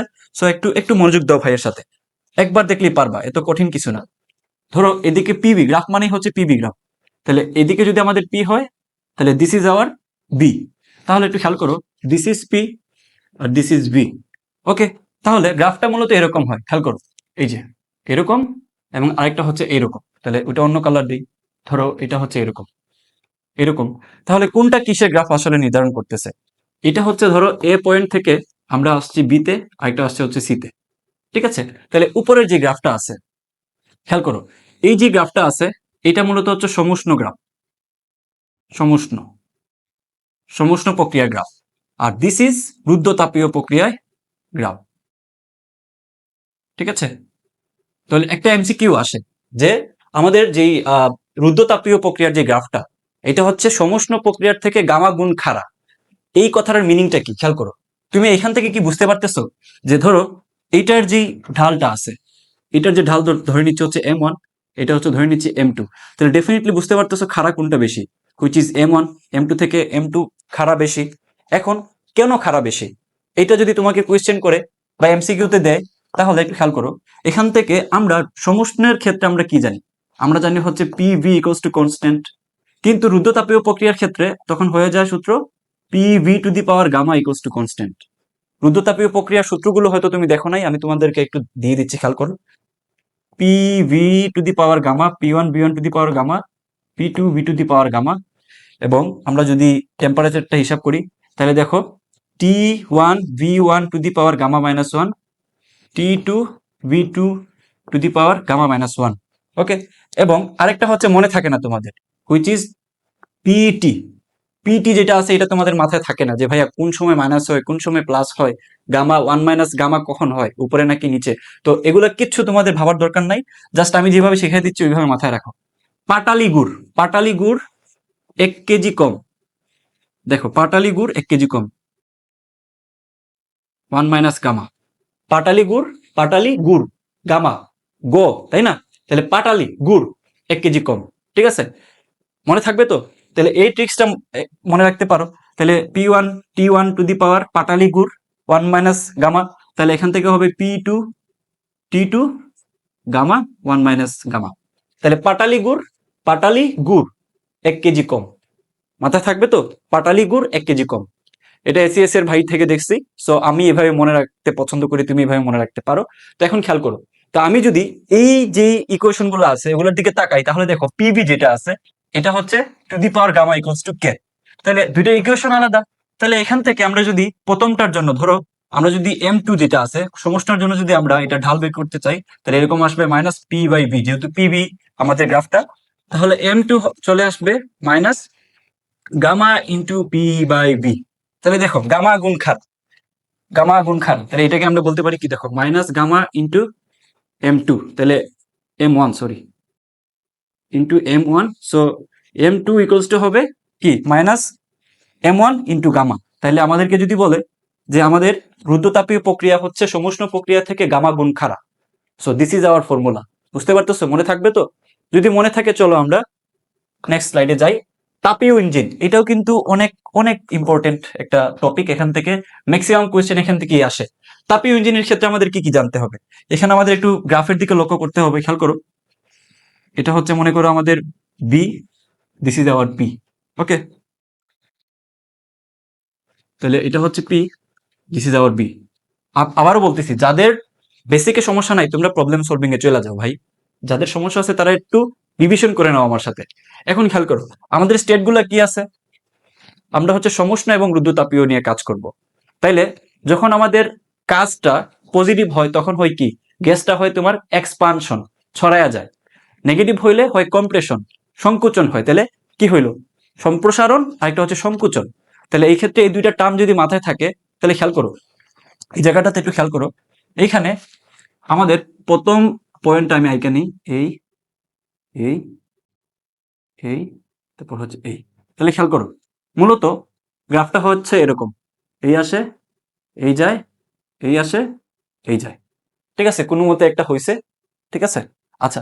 তো এই যে পয়েন্ট, চারটা পয়েন্টের দিকে খেয়াল করো, এই পয়েন্ট, এই পয়েন্ট, এই পয়েন্ট, চারটা পয়েন্ট। তাহলে এখানে কোনটা আমাদের কি বুঝাইতেছে খেয়াল করো তো, দিস ইজ সমুষ্ণ, সমুষ্ণ কি বলতো, সম্প্রসারণ, সম্প্রসারণ, মাথায় থাকবে তো? আর এটা হচ্ছে আমাদের রুদ্ধতাপীয় সম্প্রসারণ, ওকে। আর এটা কি বলতো, এটা হচ্ছে আমাদের, ওইটা যদি হয় তোমার সম্প্রসারণ তাহলে এটা হবে কি সমুষ্ণ সংকুচন, তাহলে এটা হবে সমুষ্ণ সংকুচন, সংকোচন। আর তাহলে এটা কি হবে বলো, এটা হবে আমাদের রুদ্ধতাপীয়, রুদ্ধতাপীয় কি সংকোচন, সংকোচন। এখন একটু ভালো মতো খেয়াল করো, এখানে কি কি পড়াশোনা আছে একবারে একটা গ্লান্স দেখে নাও যাতে পরে ভুল না হয়। তাইলে এই যেই, দাঁড়াও, এই যে তোমার ক্ষেত্রটা দেখতেছো, এই পয়েন্ট থেকে এই পয়েন্টে আসছে, তখন হয়েছে কি সমুষ্ণ সম্প্রসারণ। আর যখন সমুষ্ণ সম্প্রসারণ, যখন এই পয়েন্ট থেকে এই পয়েন্টে আসছে তখন হয়েছে রুদ্ধতাপীয় সম্প্রসারণ। যখন এখান থেকে এখানে আসছে তখন হয়েছে সমুষ্ণ সংকুচন। যখন এই পয়েন্ট থেকে এই পয়েন্টে গেছে তখন হয়েছে রুদ্ধতাপীয় সংকোচন। এটা একটু মুখস্থ করে ফেলো, আমাদের কিন্তু একটু পরেই কাজে লাগবে এটা। তো এই প্রক্রিয়া থেকে আমরা কি কি বলতে পারি, দেখো এই যে এইখানে আমাদের মূলত কি হয়েছে বলতো, আমাদের এইখানটাতে Q1 যেই তাপটা আছে, Q1 যেই তাপ আছে, এই তাপ শক্তি আমরা এখানে দিছি, অর্থাৎ তাপটা গ্রহণ হয়েছে সোর্স থেকে। আর এই জায়গাটাতে কি হয়েছে দেখো, এই জায়গাটাতে কি সমুষ্ণ সংকুচন, এটা হচ্ছে Q2, সো এই জায়গাটাতে হচ্ছে বর্জিত হয়েছে। তাহলে এটা থেকে আমরা কিন্তু ইঞ্জিন তৈরি করতে পারি, যে আমরা একটা সোর্স থেকে কিছু পরিমাণ শক্তি আসলো, সিস্টেমটা এটাকে ব্যবহার করলো, তারপর তাপটা বর্জিত করে দিল। রেফ্রিজারেটরের ক্ষেত্রে মনে আছে তো? তাহলে ওইদিকে আর যাচ্ছি না, সলভ করার জন্য যতটুকু লাগবে ততটুকু দেখাচ্ছি। তাহলে একটু খেয়াল করো, এখানে Q1 আসছে, বর্জিত হয়েছে Q2। তাহলে এখানে পরিবর্তনটুকু কতটুকু হয়েছে বলতো, এখানটাতে পরিবর্তনটাই হচ্ছে আমাদের কাজ। W equals to Q1 minus Q2, Q2, this is hour কাজ। ঠিক আছে, তাপীয় ইঞ্জিনের কাজ হচ্ছে এই ইকুয়েশন দিয়ে বের করা যাচ্ছে। বুঝতে পারতেছো? বুঝতে পারতেছো তো? তাহলে একটু খেয়াল করো, এই যে পয়েন্টটা, এই পয়েন্টটা হচ্ছে মূলত, এই পয়েন্টটা মূলত হচ্ছে P1 V1 T1। ওকে, তাহলে দেখো সমষ্ণ প্রক্রিয়ায় কি টেম্পারেচার তোমার চেঞ্জ হয়? চেঞ্জ হয় না। তাহলে এই অবস্থানে আসছে, তাহলে এখানে কি হচ্ছে? এখানে তোমার পি পরিবর্তন হচ্ছে P2, আয়তনে পরিবর্তন হচ্ছে, কিন্তু টেম্পারেচার হিজ কনস্ট্যান্ট সেম। T1টা T1ই আছে, কিন্তু আমাদের প্রেসার আর ভেলোসিটি সরি ভলিউম চেঞ্জ হচ্ছে। আর এই জায়গাটাতে কি হচ্ছে দেখো, এখানটাতে, এখানে আবার খেয়াল করো, এই জায়গাটাতে আমার P3 V3 অ্যান্ড টিটা কিন্তু চেঞ্জ হচ্ছে, রুদ্রতাপীয় প্রক্রিয়া। রুদ্রতাপীয় প্রক্রিয়ার টেম্পারেচার আমাদের চেঞ্জ হয়, তাহলে এটা হবে আমাদের T2, T2। ঠিক আছে, ওকে। তাহলে এখানে কি হবে বলো তো, তোমরা নিজেরাই বলো, নিজেরাই বলো। এই যে এই পয়েন্টে কি হবে, এখানে হবে দেখো P4 B4 আর সাথে টি, এখানে কি হচ্ছে? সমুষ্ণ সংকুচন। তাহলে সমুষ্ণ সংকুচন হওয়া মানে কি? অ্যাকচুয়ালি এই জায়গাটাতে হচ্ছে টি, কি বলতো, T2, এখানে হচ্ছে T2। সমুষ্ণতা আমাদের টেম্পারেচারটা সেম থাকে। তাহলে এই পয়েন্টগুলো বুঝতেছো? পয়েন্টগুলো বুঝতেছো? যদি পয়েন্টগুলো বুঝে থাকো তাহলে আমাকে একটু বলো তুমি, এই জায়গাটাতে আমি কি বলতে পারি? এই জায়গাটাতে এই যে V1, খেয়াল করো, V1 divided by V2, V1 divided by V2, এটা আমি বলতে পারি। অনুপাতটা নিচ্ছি, খেয়াল করো, আমাদের এটা থেকে প্রবলেম সলভ করতে হবে। আয়তনের অনুপাত নিচ্ছি। এখানে এই আয়তন থেকে এই আয়তনটা কি, একটু খেয়াল করো তো। ধরো এই যে এই আয়তন যেটা আছে, this is our P1। Okay, P1, this is our sorry V1 আর V2, V1 V2, এটা হচ্ছে আমাদের V3, আর এটা হচ্ছে আমাদের V4। এই তো আমাদের চারটা পয়েন্ট। তাহলে এখানে কার পরিচয় কি? আমাদের এটা হচ্ছে V1, V2 কোনটা? This is V2। R V3 কোনটা? এটা V3। আর দিস ইজ V4। তাহলে একটু খেয়াল করো, এইদিকে একটু খেয়াল করো। এই জায়গাটাতে আমি কি বলতে পারি? V1 ডিভাইড বাই V2, ছোট বাই বড় নিচ্ছি আমি, ছোট বাই বড়, ছোট বাই বড়। তাইলে B3 আর B4 এর মধ্যে কে ছোট বলো তো? B4 আর B3 এর মধ্যে অবশ্যই B4টা ছোট। তাহলে এখানে হবে, দেখো কি হবে, B4 divided by V3, V3। তাহলে একটু খেয়াল করো, V1 থেকে V2 নিচ্ছি, ঠিক আছে, সমষ্ণ থেকে আগে নিচ্ছি আর কি, V1 থেকে V2। তাহলে ছোট থেকে বড়, তাহলে এখান থেকে কি করতেছি, আবার ছোট, ছোট থেকে বড়। ছোট কোনটা? B4, বড় কোনটা? V3। এখন যদি আমাকে বলো ভাই আপনি এই পয়েন্ট থেকে এই পয়েন্টে নেন রুদ্ধতাপীয় প্রক্রিয়ার ক্ষেত্রে, তাহলে V2 বাই কি হবে? এখানে V2 যেটা আছে এটা ছোট, আর V3 কি হবে? বড়। তাহলে এখান থেকে নিতে পারি V2 ডিভাইডেড বাই V3। এটার জন্য গেল। তাহলে এই আমাদের সংকোচনের ক্ষেত্রে কি হবে? রুদ্ধতাপীয়। এখানে খেয়াল করো, এখানে V1 যেটা আছে এটা ছোট, B4টা বড়। তাহলে B4, তাহলে ছোট বাই বড়, তার মানে এখানে হবে কি V1 ডিভাইডেড বাই V4। তাহলে এটা অবশ্যই অবশ্যই মাথায় রাখবা, এটা মাথায় রাখবা, ঠিক আছে? যদি রেশিওটা মাথায় থাকে তাহলে আরেকটা জিনিস একটু খেয়াল করো, এই জায়গাটাতে আমরা কর্মদক্ষতা বা আমরা যদি তার ধরো ইটা বের করতে চাই, তাহলে এটা হবে কি দেখো, এটা হবে W ডিভাইডেড বাই Q1। আমরা যে সোর্সটা আছে, সোর্স থেকে আমাদের প্রাপ্ত যে তাপ, আর উপরে হচ্ছে W। এটা হচ্ছে সূত্র আর কি, মুখস্থ করে ফেলো। তাহলে W সমান আমরা কি জানি, which is Q1 minus Q2 divided by Q1। এই যে এখান থেকে আমরা পাইছি, কোথায়? এই যে এখান থেকে। তাহলে এখান থেকে আমরা যদি বলতে পারি না Q2 divided by which is Q1, এটা যদি ভাগ করে দেই, এই হচ্ছে এটা, এটা হচ্ছে ইন্টু 100%, ইন্টু 100%। ওকে, এই হচ্ছে আমাদের ঘটনা। এখন জাস্ট একটু একটু ধৈর্য ধরো। যদি আমাদেরকে বলে কার্নো ইঞ্জিনের ক্ষেত্রে, এটা আমরা বের করছি কখন, যে কোনো তাপীয় ইঞ্জিনের জন্য এটা খাটবে।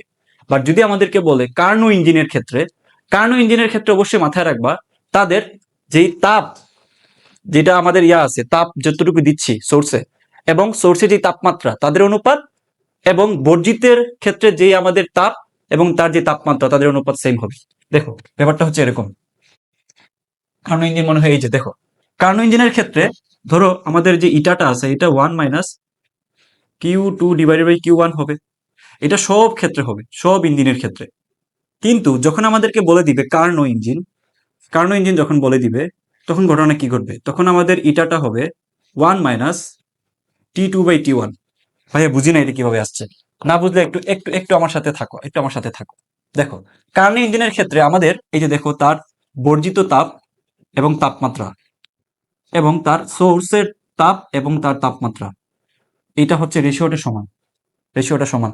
কেন সমান এটা পরে বোঝা যাবে, আপাতত এটা মাথায় রাখো, যখন কার্নো ইঞ্জিনের কথা বলবে তখন আমরা এটার সময় এটা বলতে পারি। তাহলে এখান থেকে আমরা কি বলবো বলতো, এখান থেকে আমরা যদি বলি যে Q2 ডিভাইডেড বাই Q1, তাহলে কি হবে বলতো, Q2 ডিভাইডেড বাই Q1, তাহলে এই সম্পর্কটা কি, যেহেতু এই সম্পর্কটা সমানুপাতিক তাহলে এখানে হবে T2 ডিভাইডেড বাই T1। তাহলে এখানে আমরা Q2 বাই Q1 এর জায়গায় লিখতে পারি T2 বাই T1, বুঝতে পারতেছো, ইন্টু 100%। মনে থাকবে? তাহলে চলো আমরা প্রবলেম সলভিং এ চলে যাই। তো দেখো এটা খুবই ইম্পর্টেন্ট একটা প্রবলেম, কতবার আসছে দেখো, অনেকবার, তাই না? প্রশ্ন যতটুকু তার থেকে বেশি বার চলে আসছে। তো প্রথমে কোয়েশ্চেন কি করছে দেখো, এটা আগে দেখো, পরীক্ষাগারে আদর্শ তাপমাত্রা ও চাপে একটি সিলিন্ডারের 1 মোল কার্বন ডাই অক্সাইড গ্যাস রাখা আছে। পরীক্ষা সম্পন্নের এক পর্যায়ে শিক্ষক শিক্ষার্থীদের বললেন রুদ্ধতাপীয় প্রক্রিয়ায় গ্যাসের আয়তন 2 গুণ করতে সমস্ত প্রক্রিয়ার তুলনায় কম কাজ করতে হবে। ঠিক আছে, এই ডাটাগুলো দেওয়া আছে আমাদেরকে। এখন একটা জিনিস আগেই খেয়াল করো, আদর্শ তাপমাত্রা ও চাপে, তার মানে আমাদের P1 আর V1টা না দিলেও চলবে, আমরা এখান থেকে বের করতে পারবো 1 ATM এবং 273 কেলভিন। এটা কি দিতে হবে? দেওয়ার দরকার নেই। রুদ্ধতাপীয় প্রক্রিয়ায় গ্যাসের চূড়ান্ত চাপ নির্ণয় করো, রুদ্ধতাপীয় প্রক্রিয়ায় গ্যাসের চূড়ান্ত চাপ নির্ণয় করো। তাহলে রুদ্ধতাপীয় প্রক্রিয়ায় আমাদের চাপের সূত্র কি আছে, আয়তনের সাথে আমরা জানি যে P1 V1 equals to P2 V2। এটা হচ্ছে কি নর্মাল যে আমাদের গ্যাসের সূত্র, বা রুদ্ধতাপীয় ক্ষেত্রে কি হয় মনে আছে, গামা গামা, মনে থাকবে। প্রথমে যেটা দিছি এটা অনেকেই ভুলে ভুলে এই সূত্র দিয়ে তোমরা বের করে দিয়ে আসতেছো, কিন্তু এখানে তো একটা কথা উল্লেখ করে দিছে, দিস ইজ রুদ্ধতাপীয় প্রক্রিয়া। তাহলে রুদ্ধতাপীয় প্রক্রিয়া কি নর্মাল ভাবে সূত্র হবে গ্যাসের সূত্র? নেভার। রুদ্ধতাপীয় প্রক্রিয়া আমাদের সূত্র হবে গামা, গামা থাকবে। তাহলে এখান থেকে আমাদেরকে কি বের করতে বলতেছে, শুরুতে বলছে আমাদের P1টা হচ্ছে 1 ATM, আদর্শ যেহেতু 1 ATM, এন্ড আমাদের V1টা বলে দিছে হচ্ছে V, এবং পরবর্তীতে এটা হয়ে গেছে প্রথমটার দ্বিগুণ। তাহলে এখান থেকে আমরা বের করতে চাচ্ছি কি, হুইচ ইজ P2। তাহলে P2 হবে V1 by V2 divided by to the power gamma into P1। Okay, তাহলে দেখো V1 হচ্ছে V, V2 মানে হচ্ছে 2V। তাহলে এখান থেকে BV কাটা থাকলে আলটিমেটলি এখানে থাকতেছে হচ্ছে হাফ, তাহলে হাফ টু দি পাওয়ার কত। এখন একটা জিনিস খেয়াল করো, গামার মানটা আমরা এখানে কিভাবে পাবো, হ্যাঁ গামার মান তো দেওয়া নাই, কিন্তু একটু খেয়াল করো তো আমাদেরকে বলছে কোন গ্যাস, কোন গ্যাস, কার্বন ডাই অক্সাইড। তো ভাইয়া কার্বন ডাই অক্সাইড যদি আমি লিখি তাহলে কিভাবে লেখা যায়, CO2। ভাইয়া এটা তো ত্রিপারমাণবিক, তো এটার ক্ষেত্রে কি 3 পারমাণবিকের যে গামার মানটা আছে ওইটা বসাবো, গামার মান তো মুখস্থ করবা, কথা হচ্ছে অবশ্যই না। এটা হচ্ছে একমাত্র এক্সেপশন, এটা হচ্ছে একমাত্র এক্সেপশন যেটা হচ্ছে তোমার দ্বিপারমাণবিকের ক্ষেত্রে বসে, ঠিক আছে। তো এটা একটু মাথায় রাখবা, টিচাররা কিন্তু বুদ্ধি করে তোমাদেরকে বাজায় দেখার জন্য এটা দিয়ে দিছে। সো খুব ভালো মতো ভাইয়া, খুব ভালো মতো, একটু একটু ভুল করলে কিন্তু শেষ, ম্যাথ মিলবে না। তাহলে এই জায়গাটাতে আমাদের কি হবে বলতো, 1.33 দ্বিপারমাণবিকেরটা ইন্টু 1।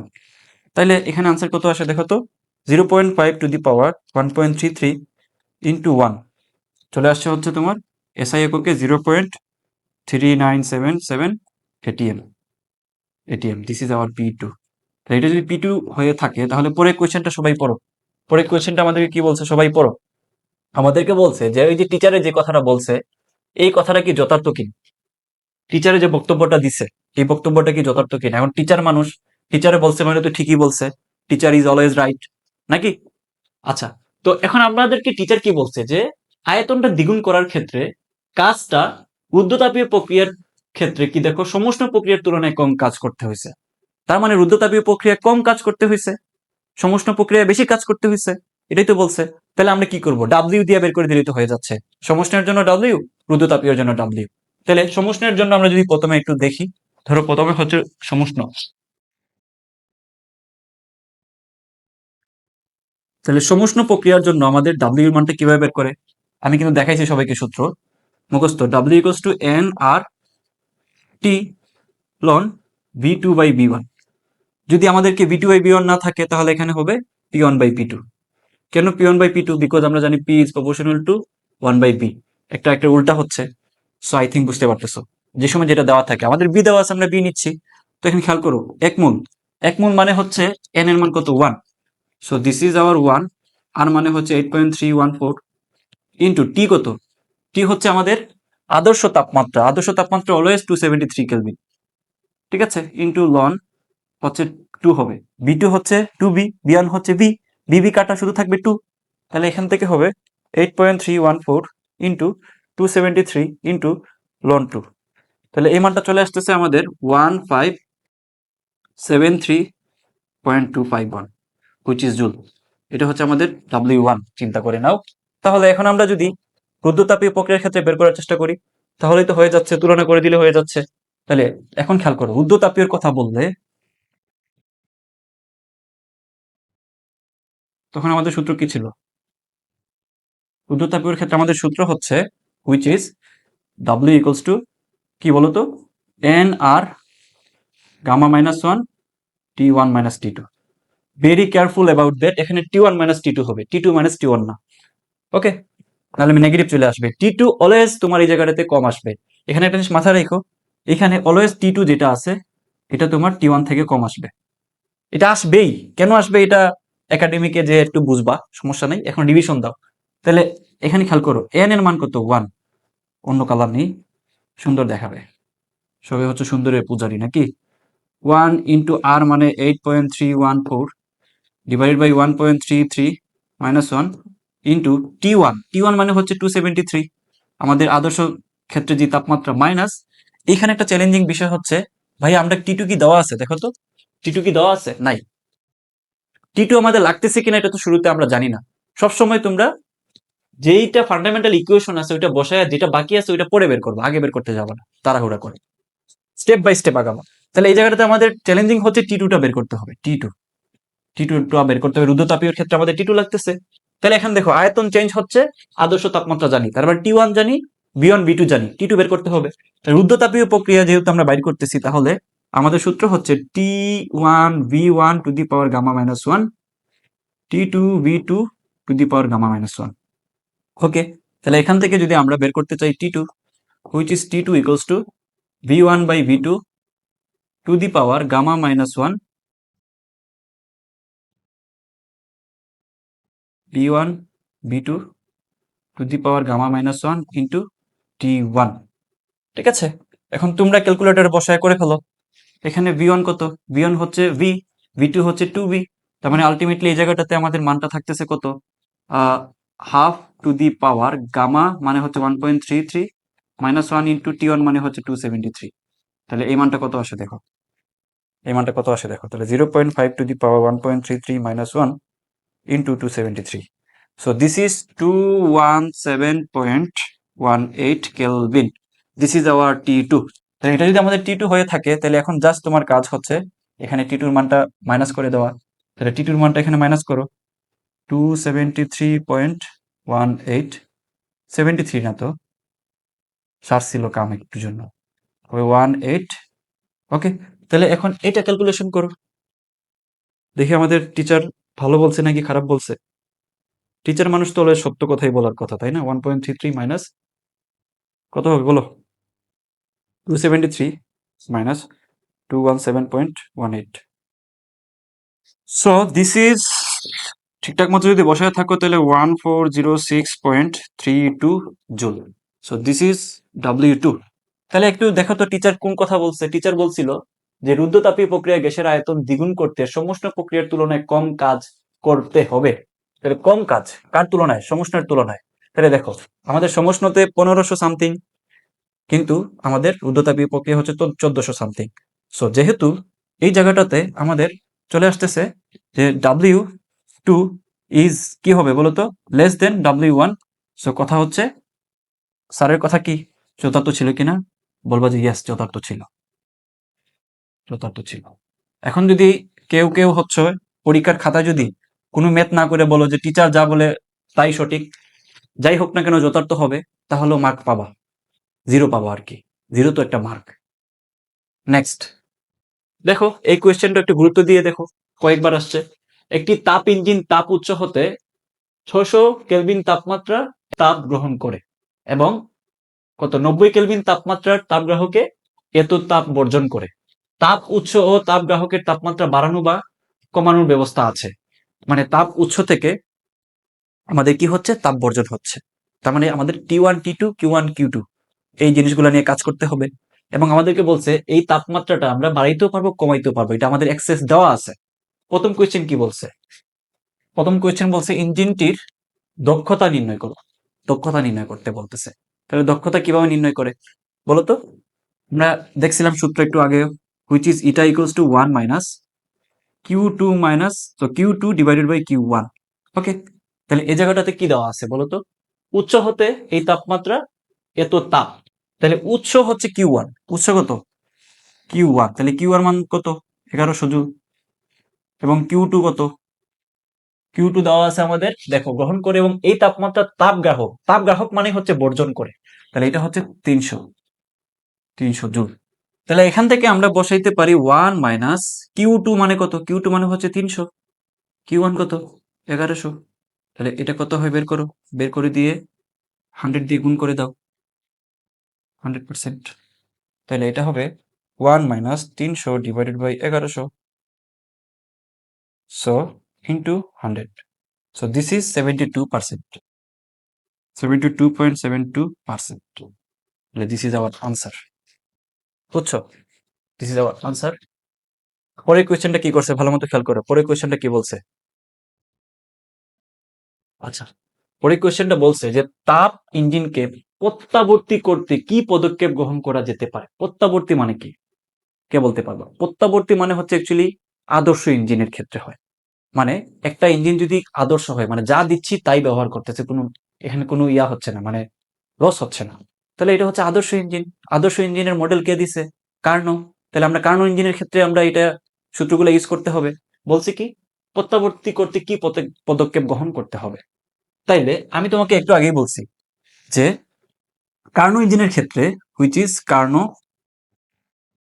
কার্নো ইঞ্জিনের ক্ষেত্রে ঘটনা কি ঘটে যে ভাইয়া Q2 divided by T1 equals to Q1, উল্টা বলে ফেলতেছি কেন, Q1 divided by T1, Q2 divided by T2, এইটা যদি এইটা হয়ে থাকে তাহলে প্রত্যাবর্তী, কার্নো ইঞ্জিন মানে হচ্ছে একটা প্রত্যাবর্তী ইঞ্জিন, কার্নো মানে হচ্ছে প্রত্যাবর্তী, মুখস্থ করবা, প্রত্যাবর্তী মানে হচ্ছে তোমার আদর্শ ইঞ্জিন। ওকে, তাহলে Q1 by T1 equals to Q2 by T2, তাহলে আমাদেরকে কি বলছে, কি পদক্ষেপ গ্রহণ করা যেতে পারে, কি পদক্ষেপ গ্রহণ করবা। আমাদেরকে অ্যাক্সেস দিচ্ছে, আমরা বাড়াইতেও পারবো কমাইতেও পারবো। তাহলে উৎসকে তুমি স্থির রাখবা, তারপর হচ্ছে তুমি গ্রাহকেরটা চেঞ্জ করবা এই রেশিও থেকে, একবার এই কাজ করবা, আরেকবার গ্রাহককে তুমি কনস্ট্যান্ট রাখবা, উৎসকে চেঞ্জ করে দিবা, তাই না? তাহলে তো আমাদের হয়ে যাচ্ছে। তাহলে আগে দেখি এই অবস্থায় আমাদের জিনিসটা রেশিওটা মিলতেছে কিনা। অবশ্যই মিলবে না, এটা তো আদর্শ ইঞ্জিনের কথা বলে নাই। তাও আমরা দেখি, তোমার যেহেতু ইচ্ছা হয়েছে 300 ডিভাইডেড বাই, যেহেতু এটা Q2, Q2 মানে হচ্ছে তোমার বর্জিত হয়েছে, বর্জিত হয়েছে মানে কত 90, তাহলে এই মানটা কত আসে দেখো। তারপরে কি করবা, তারপরে করবা হচ্ছে 600 ডিভাইডেড বাই 1100, 1100 এটা কত আসে দেখো। জীবনে এটা রেশিও মিলবে না, এই রেশিওটা মিলবে না। যদি রেশিও না মিলে এটা অবশ্যই আদর্শ ইঞ্জিন না, এটা অপ্রত্যাবর্তী একটা ইঞ্জিন। অপ্রত্যাবর্তীকে আমরা প্রত্যাবর্তী করতে চাচ্ছি, তাহলে আমরা এই যে সূত্র যেটা আছে এটাকে ইউজ করব। তাহলে আমরা প্রথমে তাপ গ্রাহকের তাপমাত্রাকে পরিবর্তন করি, তাপ গ্রাহক এর তাপমাত্রা পরিবর্তন করব, পরিবর্তন করে, ঠিক আছে। তাহলে আমরা প্রত্যাবর্তীর ক্ষেত্রে এই সূত্র ইউজ করবো, তাই না? So therefore Q2 divided by T2 equals to Q1 divided by T1, ঠিক আছে। তাহলে এখন কি করব বলতো, এখন আমরা কোনটাকে চেঞ্জ করব? আমরা বলছি তাপ গ্রাহক, তাপ গ্রাহক মানে কি, তাপ গ্রাহক মানে হচ্ছে অ্যাকচুয়ালি এই যে T2, T2, আর T1 হচ্ছে তাপ উৎস। তাহলে এখান থেকে আমরা ইজিলি বলতে পারি যে T2 equals two, T2 equals to কি বলতে পারি, T2 ইকুয়ালস টু বলতে পারি যে T1 divided by Q1 into Q2, বলতে পারি কি না? হুম, অবশ্যই বলতে পারি। তাহলে এখান থেকে মানগুলো বসাও। আমাদের T1 এর মান কত, T1 এর মান হচ্ছে কত দেখো তো, 600 কেলভিন ডিভাইডেড বাই Q1, অবশ্যই কেলভিনে থাকবে এগুলা। Q1 কত, Q1 হচ্ছে 1100, 1100 ইন্টু Q2 কত 300, তাহলে চলো 600 ডিভাইডেড বাই 1100 ইন্টু 300, তাহলে এই জায়গাটাতে চলে আসতেছে আমাদের মানটা 163.63 ডিগ্রি কেলভিন, ডিগ্রি কেলভিন, ওকে কেলভিন হবে। তাহলে একটা খেয়াল করো, এখান থেকে আমরা কি বলবো, আমরা এখান থেকে বলবো যে আমাদের যে তাপ গ্রাহক যেটা ছিল এইটার তাপমাত্রা এটাতে নিতে হবে। শুরুতে কত ছিল, তাপ গ্রাহকের তাপমাত্রা কত, 90 হয়েছে এত, তাহলে কতটুকু পরিবর্তন করতে হবে? তাহলে আমরা বলবো যে ডেল টি কত, টি টু ইকুয়ালস টু হবে 163.63 মাইনাস 90। তাহলে এটা কত হবে, 163.63 মাইনাস 90। তাহলে আমাদেরকে 73.63 কেলভিন কি করতে হবে, বাড়াতে হবে। তাহলে বাড়াতে হচ্ছে, তাহলে আমাদেরকে দুইটা অ্যাক্সেস দেওয়া আছে, বাড়াইতেও পারি কমাইতেও পারি। তাহলে একবার দেখেছি বাড়াইতে হবে, তাহলে আমরা যদি এখন উৎসের তাপমাত্রার পরিবর্তন করি তাহলে কি হবে, কমাইতে হবে। তাহলে চলো ওইটাও করে ফেলি। ওইটা করতে গেলে তোমরা নিজেরাও তো পারবা নাকি, বাচ্চাদের পড়াশোনা এগুলা কি এখন আমি তোমাকে আলাদা করে দেখাই দিব? করো তোমরা, অনেকে বলবা যে ভাইয়া সবগুলা করে দেন, পরে উত্তর মিলাবো। ঠিক আছে, করে দিচ্ছি চলো। এখন কি করব, এখন আমরা উৎসের তাপমাত্রা পরিবর্তন করব।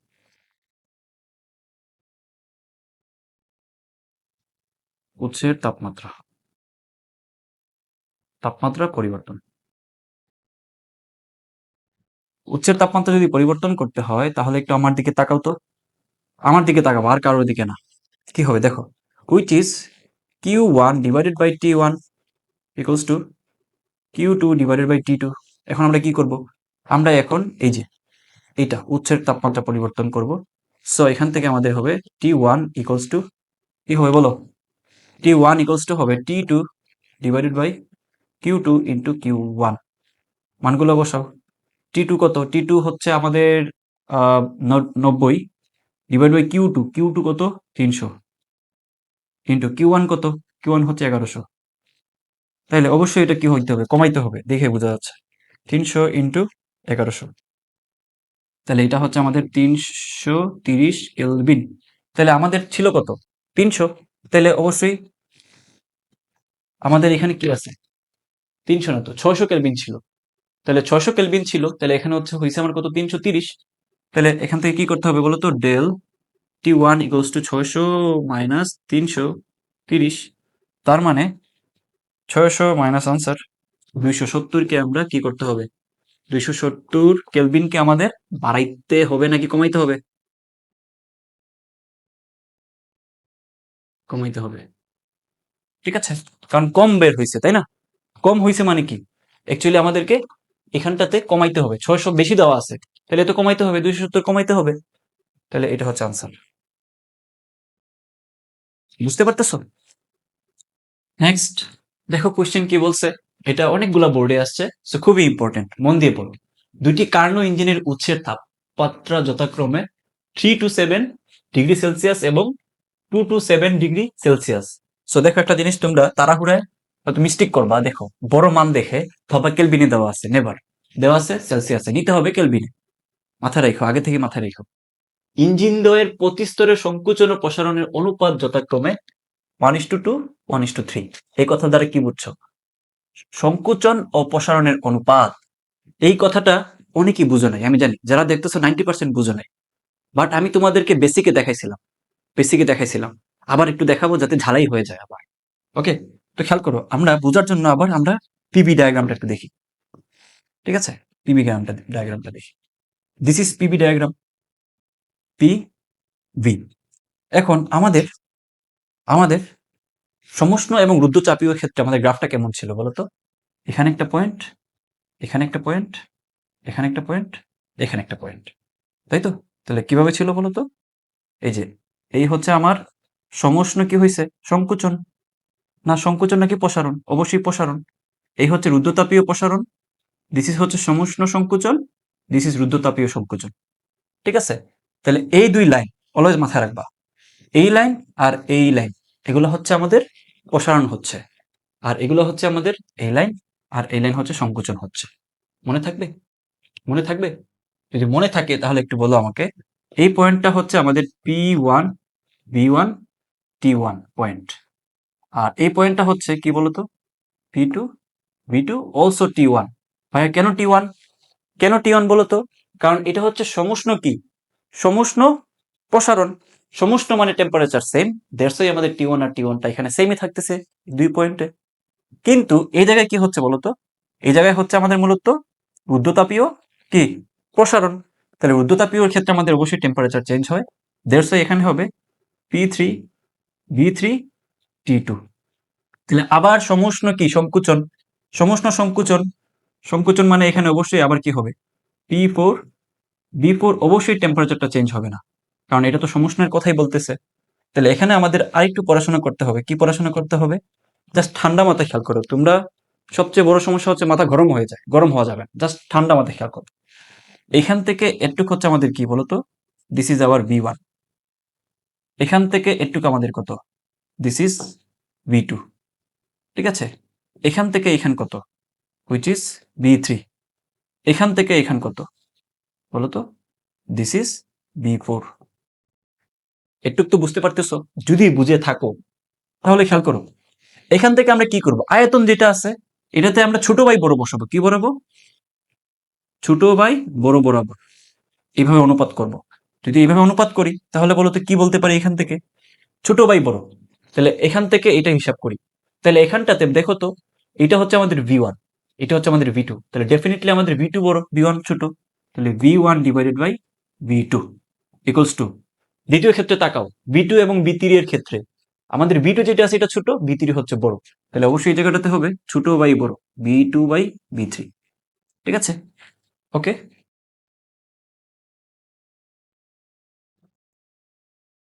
এই জায়গাতে কি হবে বলো, V3। এবার খেয়াল করো, আমরা এটা হিসাব করব। তাহলে এখানে কি আছে, B3 B4। তাহলে এই জায়গাটাতে একটু খেয়াল করো তো, B3 যেটা আছে, B3 is greater, R B4 যেটা সেটা ছোট। তাহলে এই জায়গাটাতে হবে বলতো কি, V4 ডিভাইডেড বাই B3। এতটুকু তো বুঝতে পারতেছো, এতটুকু তো বুঝতে পারতেছো। আবার এই জায়গাটাতে কি হবে দেখো তো, এখানে আমাদের B4 যেটা আছে, B4টা আমাদের V1 থেকে বড়, তাহলে V1টা ছোট, তাহলে V1 ডিভাইডেড বাই B4। বুঝতে পারতেছো? বুঝতে পারতেছো তো? যদি বুঝে থাকো চলো তাহলে এখানে আমাদের এটা দ্বারা কি বুঝাইছে, এটা দ্বারা কি বুঝাইছে একটু বলো। আমাদেরকে বলছে সংকোচন ও প্রসারণের অনুপাত যথাক্রমে 1:2 1:3। তাহলে আমি যে এখান থেকে এখানে, এখান থেকে এখানে নিছি, প্রত্যেকটাই হচ্ছে তাদের সংকোচন এবং প্রসারণের অনুপাত। কি সংকোচন এবং প্রসারণের অনুপাত, বুঝতে পারতেছো? তাইলে একটু খেয়াল করো, এইটা সমান হচ্ছে আমরা কত বসাবো, 1/2, 1/2। আমাদের দুইটা কার্নো ইঞ্জিন দেওয়া আছে, একটার জন্য 1/2 হইলে আরেকটার জন্য হবে সেম, এগুলোর অনুপাত 1/3। ঠিক আছে, তাহলে আরেকটার ক্ষেত্রে সেম, আরেকটা ওটার ক্ষেত্রে হবে 1/3। প্রথম কোয়েশ্চেন কি করছে আমাদেরকে দেখো, উদ্দীপকের প্রথম ইঞ্জিনের ক্ষেত্রে সমষ্ণ প্রসারণের কৃত কাজ বের করো। সমষ্ণ প্রসারণের ক্ষেত্রে আমাদের কৃত কাজ কি ছিল বলতো, সমষ্ণ প্রক্রিয়ার ক্ষেত্রেই তো আমাদের কৃত কাজ ছিল, বলতো কি ছিল, W equals to NRT ln কি ছিল বলো, V2 divide by V1, V2 divided by V1। তাহলে এখানে একটু খেয়াল করো তো, এখানে আছে কত, V1 বাই V2 হচ্ছে 1/2, মানে এই রেশিও গুলো 1/2, বাট এখানে আছে V2 বাই V1। তাহলে এটাকে যদি আমরা উল্টায় দিই, V1 বাই V2 আছে, তাহলে V2 বাই V1, মানে V2 বাই V1 যদি বসাই তাহলে এই মানটা কত হবে, এই মানটা হয়ে যাবে 2। তাহলে এখানে হবে দেখো আমাদের এই যে এই অংশটুকুতে V2 বাই V1 হয়ে যাবে 2, যেহেতু V1 বাই V2 মান হচ্ছে হাফ। তাহলে একটু বলো তো এখানে কি কি মান দেওয়া আছে, আমাদেরকে কি কি মান দেওয়া আছে দেখো, 2 মূল, n এর মান কত, this is n equals to 2। ওকে, দ্বিপরমাণবিক মানে হচ্ছে আমাদের এখানে গামার মানটা কত, 1.33। ঠিক আছে, তাহলে এই জায়গাটাতে হচ্ছে 2 ইন্টু 8.314 ইন্টু টি, টেম্পারেচার কত প্রথমটার জন্য বলছে না, প্রথমটার জন্য, প্রথম ইঞ্জিনের জন্য হচ্ছে 327। এটা আমাদের আছে তোমার সেলসিয়াসে, তাহলে 327 প্লাস কেলভিনে নিবা, 273 দিয়ে যোগ করে দিবা লন, যেহেতু এখানে 2 2, তাহলে আনসার বের করো কত হয়, 2 into 8.314 into 327 plus 273 into loan 2। So this is 6915.39। এটা হচ্ছে জুল, এটা হচ্ছে আমাদের ডাব্লিউ এর মানটা। বুঝতে পারলে মাথা নাড়াও, বুঝতে পারলে মাথা নাড়াও, ভিডিওর ওই পাশ থেকে মাথা নাড়াও, বলো ভাই হ্যাঁ ভাই বুঝতে পারতেছি। এবার আমাদের সেকেন্ড কোয়েশ্চেন কি বলছে দেখো, সেকেন্ড কোয়েশ্চেন বলছে উদ্দীপকের কার্নো ইঞ্জিনের মধ্যে কোনটি বেশি কার্যক্ষম। কোনটা বেশি কার্যক্ষম, যেটা কর্মদক্ষতা বেশি সেটাই বেশি কার্যক্ষম। শেষ। তাহলে আমরা এখন কর্মদক্ষতা বের করবো, তুলনা করে যেটা বেশি আসবে সেটা বেশি কার্যক্ষম। তাহলে আমরা কর্মদক্ষতা কি জানি, এটা equals to 1 minus T2 divided by T1। Okay, T দেওয়া আছে এই জন্য টি বসাইছি। এখন আমাদেরকে কার্নো ইঞ্জিনের কথা বলছে দেখে আমরা এটা বসাইছি, নাহলে তো আমরা কিউ বসাইতাম। কিউ কখন বসে, যখন তাপ ইঞ্জিন থাকে, বাট কার্নো ইঞ্জিন বললে আমরা এটা বসাইতে পারি, আবার কিউটাও বসাইতে পারি। যেহেতু কিউ নাই আমরা টি বসাইছি। এখন আমাদেরকে কি বলছে যে কার্নো ইঞ্জিনের মধ্যে কোনটা বেশি কার্যক্ষম। তাহলে এখান থেকে আমরা কি কি জানি বলতো, এখান থেকে আমরা দেখো, আমরা এখান থেকে জানি হচ্ছে T1টা জানি। ওয়ানের ক্ষেত্রে কত ছিল, 3 to 7 ডিগ্রি সেলসিয়াস। তাহলে এটাকে আমরা কেলভিনে নিতে পারবো। ওকে, এটা কোনো বিগ ডিল না। কিন্তু এখানে একটা জিনিস মিসিং আছে। কি মিসিং আছে বলতো, এই যে T2 প্রথমটার ক্ষেত্রে, প্রথম ইঞ্জিনের ক্ষেত্রে আমাদের এই যে এইটা মিসিং। তাহলে এটা যদি মিসিং হয় আমরা এটা কিভাবে বের করতে পারি বলতো। তাহলে আমরা সূত্র কি জানি, আমরা জানি যে T1 V1 gamma minus 1, T2 V2 gamma minus 1। Okay, তাইলে এখানে একটা জিনিস খেয়াল করো, আমাদের এখান থেকে বের করতে হবে হচ্ছে টি টু। তাহলে টি টু বের করতে হলে V1 by V2 to the power gamma minus 1 into কত, T1। তাহলে একটু খেয়াল করো তো, V1 বাই V2 এখানে কত, V1 বাই V2 হচ্ছে এখানে এই যে একটু আগে বের করে রাখছি, হুইচ ইজ হাফ। এটা যদি হাফ হয় তাহলে এখান থেকে আমরা বলতে পারি যে half to the power 1.33 minus 1 into T1 কত, T1 মানে হচ্ছে 327 প্লাস 273 কেলভিনে নিয়ে যাওয়া। তাহলে এই মানটা কত আসে দেখো, 0.5 two the power 1.33 minus 1 into 327 plus 273। Calculator খুব ফাস্ট চালাইতে হবে, হুইচ ইজ 477.32 কেলভিন। এটা হচ্ছে আমাদের T2। ভালো করে খেয়াল করো। তাহলে এই জায়গাটাতে আমরা বসাইতে পারি 1 মাইনাস T2 কত, 1 মাইনাস T2 হচ্ছে 477.32 ডিভাইডেড বাই T1 কত, T1 হচ্ছে আমাদের এই যে 327 প্লাস 273। তাহলে এই যেটা আছে এটাকে আমরা 100% করে দিব। আনসার কত আসে দেখো, তাহলে 1 minus answer divided by 327 plus 273 into 100%। তাহলে এটাতে চলে আসছে আমাদের 20%। কত আসতেছে, 20%। This is hour 20%। ঠিক আছে, 20%। এখন এখন কি করবো বলো, সেম ভাবে আমরা, এটা তো ছিল প্রথমটার জন্য, সেম ভাবে আমরা দ্বিতীয়টার জন্য বের করব। তাহলে দ্বিতীয়টার জন্য যদি বের করি তাহলে একটু খেয়াল করো তো, আমাদেরকে বলছে যে কোনটার কার্যক্ষম বেশি, একটা পাইছি আরেকটা বের করব। এখানটাতে n ধরো এটা হচ্ছে আমাদের 1, এটা হচ্ছে আমাদের 2, তাহলে this is 1 minus T2 divided by T1। ঠিক আছে, এখানে ড্যাশ দিয়ে দিই। তাহলে এখানে দেখো n2 ইকুয়ালস টু 1 মাইনাস, এই জায়গায় একটু খেয়াল করো, এটার ক্ষেত্রেও কি আমাদের কি দেওয়া আছে বলতো, ইঞ্জিনের তাপমাত্রা যথাক্রমে আমাদের প্রথমে দেওয়া আছে উৎসের, বাট আমাদের বের করতে হবে কি, এই ক্ষেত্রে T2টাও লাগবে, গ্রাহকেরটাও লাগবে, গ্রাহকেরটা এখানেও নাই এখানেও নাই। সেম ভাবে এই সূত্র ইউজ করে জাস্ট রেশিওটা আমরা এখানে V1 বাই V2 এর রেশিও কত বসাবো, 1/3। V1 বাই V2 এর রেশিও কত বসাবো, V1 বাই V2। তাহলে V1 বাই V2 এর রেশিও কত বসাবো, 1/3। এটা ইউজ করব, এখানে T এর জায়গায় আমরা বসাবো কোন মানটা, 227। ঠিক আছে, করে দিতে হবে, যদি করেই দেওয়া লাগে তাহলে খেয়াল করো, এই একটু জায়গার মধ্যে করে দিই। তাহলে এই জায়গাটাতে আমাদের কি হবে, T2 equals to V1 divided by V2 to the power gamma minus 1 into T1। তাহলে এই জায়গাতে ছিল 1/3, আমাদের দ্বিতীয়টার জন্য 1/3 রেশিওটা। এইটাই আমাদেরকে সংকোচন প্রসারণের প্রথমটার জন্য এটা, দ্বিতীয়টার জন্য এইগুলোর মানে হচ্ছে 1/3। তাহলে V1/V2 ওইটার ক্ষেত্রে হবে 1/3, এটার ক্ষেত্রে 1/2 ছিল, two the power minus 1 into কত আছে এখানে 227। তাহলে 227 প্লাস 273 চলে গেল কেলভিন। তাহলে জাস্ট কি করবো বলতো, 1/3 two the power 1.33 minus 1 into 227 plus 273। তাহলে চলে আসতেছে আমাদের এখানে মানটা 347। কত আসতেছে, 347.95 ডিভাইডেড বাই T1 ড্যাশ কত, 273। তাহলে এই মানটার সাথে আমরা 100% গুণ করে দিব, তাহলে হবে 1 minus answer divided by 227 plus 273 into 100%, so this is 25.01%। তাহলে ডেফিনেটলি এই জায়গাটাতে কি আসতেছে বলো তো, আমাদের এই জায়গাটাতে আসতেছে n2 ইজ গ্রেটার দেন, মানে n মানে ইটা আর কি, ইটা 2 ইজ গ্রেটার দেন ইটা 1। তাহলে আমাদের দ্বিতীয় ক্ষেত্রে কি হবে, দ্বিতীয় ক্ষেত্রে যেহেতু আমাদের কর্মদক্ষতা এই জায়গাটাতে দ্বিতীয় ক্ষেত্রে বেশি, তাহলে দ্বিতীয় ক্ষেত্রে আমাদের কার্যক্ষম বেশি হবে। ঠিক আছে, বাংলা কথা কি লিখে দিতে হবে? লিখে দিতে হবে না, তোমরা পারবা। নেক্সট কি বলছে দেখো, উপরের চিত্রে গ্যাসের চাপ প্রথমে ধীরে দ্বিগুণ এবং পরে দ্রুত 3 গুণ করলে তাপমাত্রা বৃদ্ধি পেল এতটুকু। জাহিন দাবি করলো পাত্রের গ্যাস হিলিয়াম। এটা বোর্ডে আসছে, দিনাজপুর এবং চট্টগ্রাম বোর্ডে। ঠিক আছে, তাহলে একটু খেয়াল করো, আমাদেরকে এই জায়গাটাতে কিছু ডাটা দিছে। তোমাদেরকে আমি বেসিক ক্লাসটাতে দেখাইছিলাম, যখনই ধীরে ধীরে বলবে, ধীরে বললে সমষ্ণ, আর দ্রুত বললে কি রুদ্ধতাপীয়। তাহলে যদি আমাদেরকে প্রথমেই হচ্ছে ধীরে যদি বলে, ধীরে বলতেছে মানেই হচ্ছে আমাদের সমষ্ণ, আর যদি বলে ফাস্ট, ফাস্ট হলে এটা হচ্ছে আমাদের রুদ্ধতাপীয়।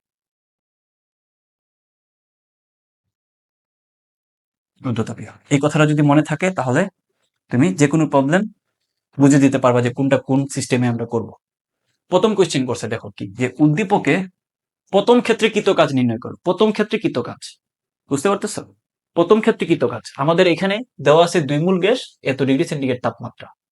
ঠিক আছে, তাহলে প্রথম ক্ষেত্রে ছিল ধীরে, তাহলে প্রথম ক্ষেত্রে কৃত কাজ মানে হচ্ছে সমষ্ণতায় আমাদের কাজ বের করতে হবে। তাহলে দেখো তো, সমষ্ণ ক্ষেত্রে আমাদের কাজ হচ্ছে W equals to nRT ln কি V2/V1।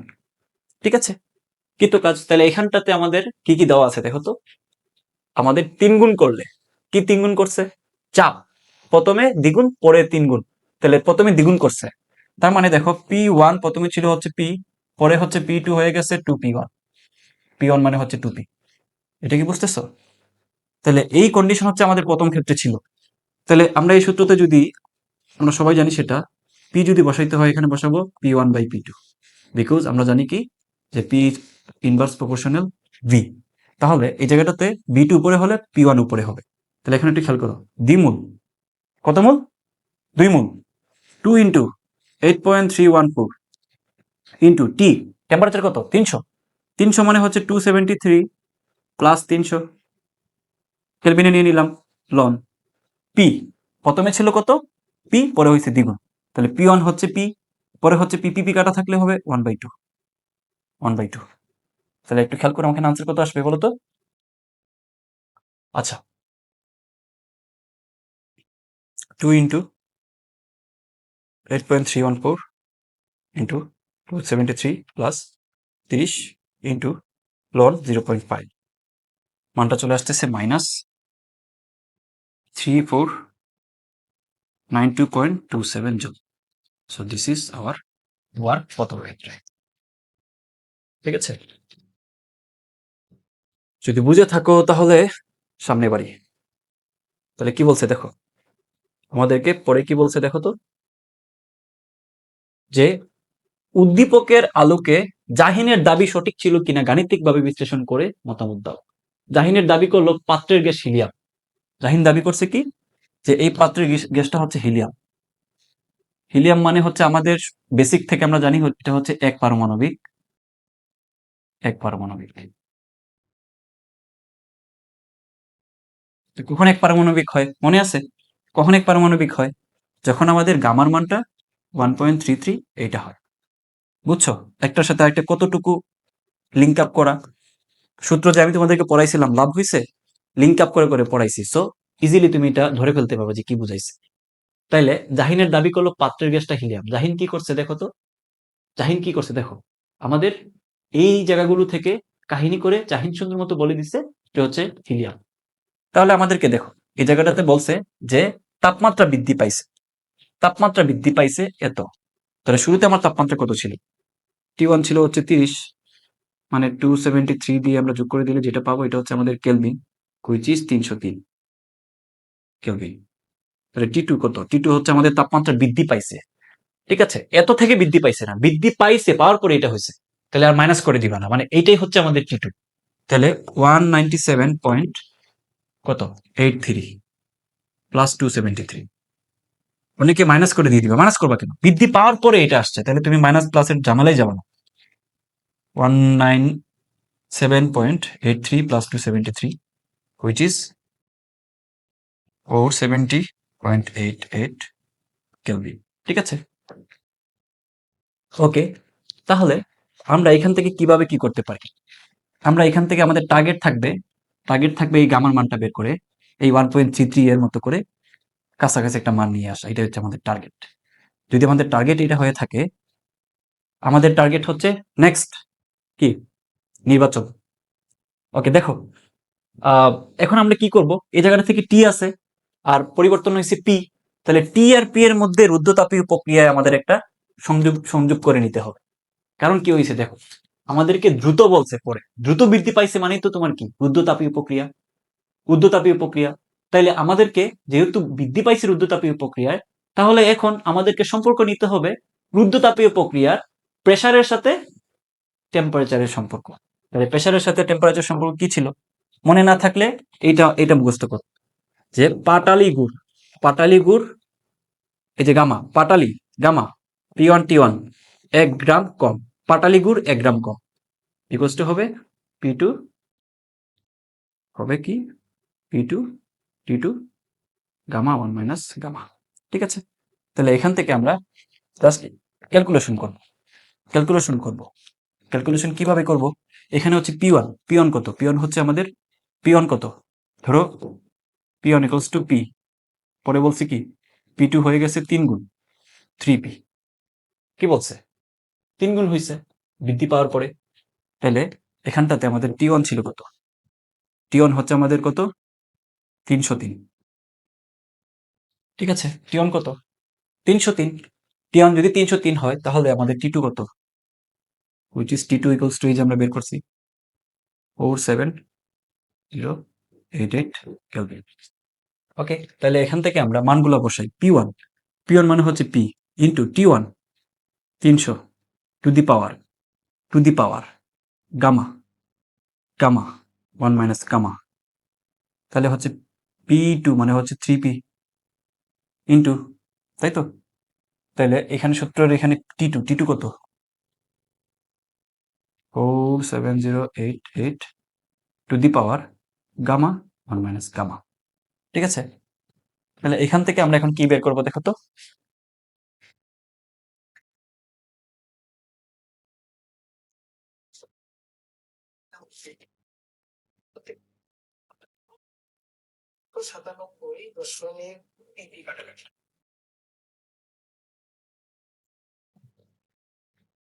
তাহলে এখান থেকে পিপি কাটাকাটি গেলে এখানে কি হবে বলো, এখান থেকে হবে দেখো 1/3 ইকুয়ালস টু দেখো 47088 to the power 300 to the power gamma 1 minus gamma. ঠিক আছে, এতটুকু বুঝছো? জাস্ট আড়াআড়ি করে নিছে, আড়াআড়ি করে নিই। তখন সূচকের মাথা থেকে যদি নামাইতে হয় তাহলে আমরা কি করবো বলো তো। ধরো এই জায়গাটাতে তোমার এই যে এটার মাথায় মনে করো যে তুমি আসো, ঠিক আছে? মাঝে মধ্যে তোমার মাথায় তোমার গার্লফ্রেন্ড উঠে যায় না, এত বেশি কথা বলে, তখন তাকে তোমার মাথা থেকে টান দিয়ে নামাইতে হয়। কিভাবে নামাবা? জাস্ট তাকে তুমি একটা লোন দিয়ে গুণ করে দিবা, তাহলে সে চলে আসবে তোমার সামনে। লোন এই হচ্ছে তুমি, ঠিক আছে? বুঝতে পারতেছো? হুম, যদি বুঝে থাকো তাহলে তাহলে তুমি এই জায়গাটাতে সেম ঘটনা ঘটাবে। কি ঘটাইবা? লোন নিবা, লোন নিলে হবে লোন 1/3 ইকুয়ালস টু এখানে হবে গামা 1 মাইনাস গামা লোন, এখানে কত ছিল, এই রেশিওটা কত আসে দেখো, ডিভাইডেড বাই 303, এটা ছিল 303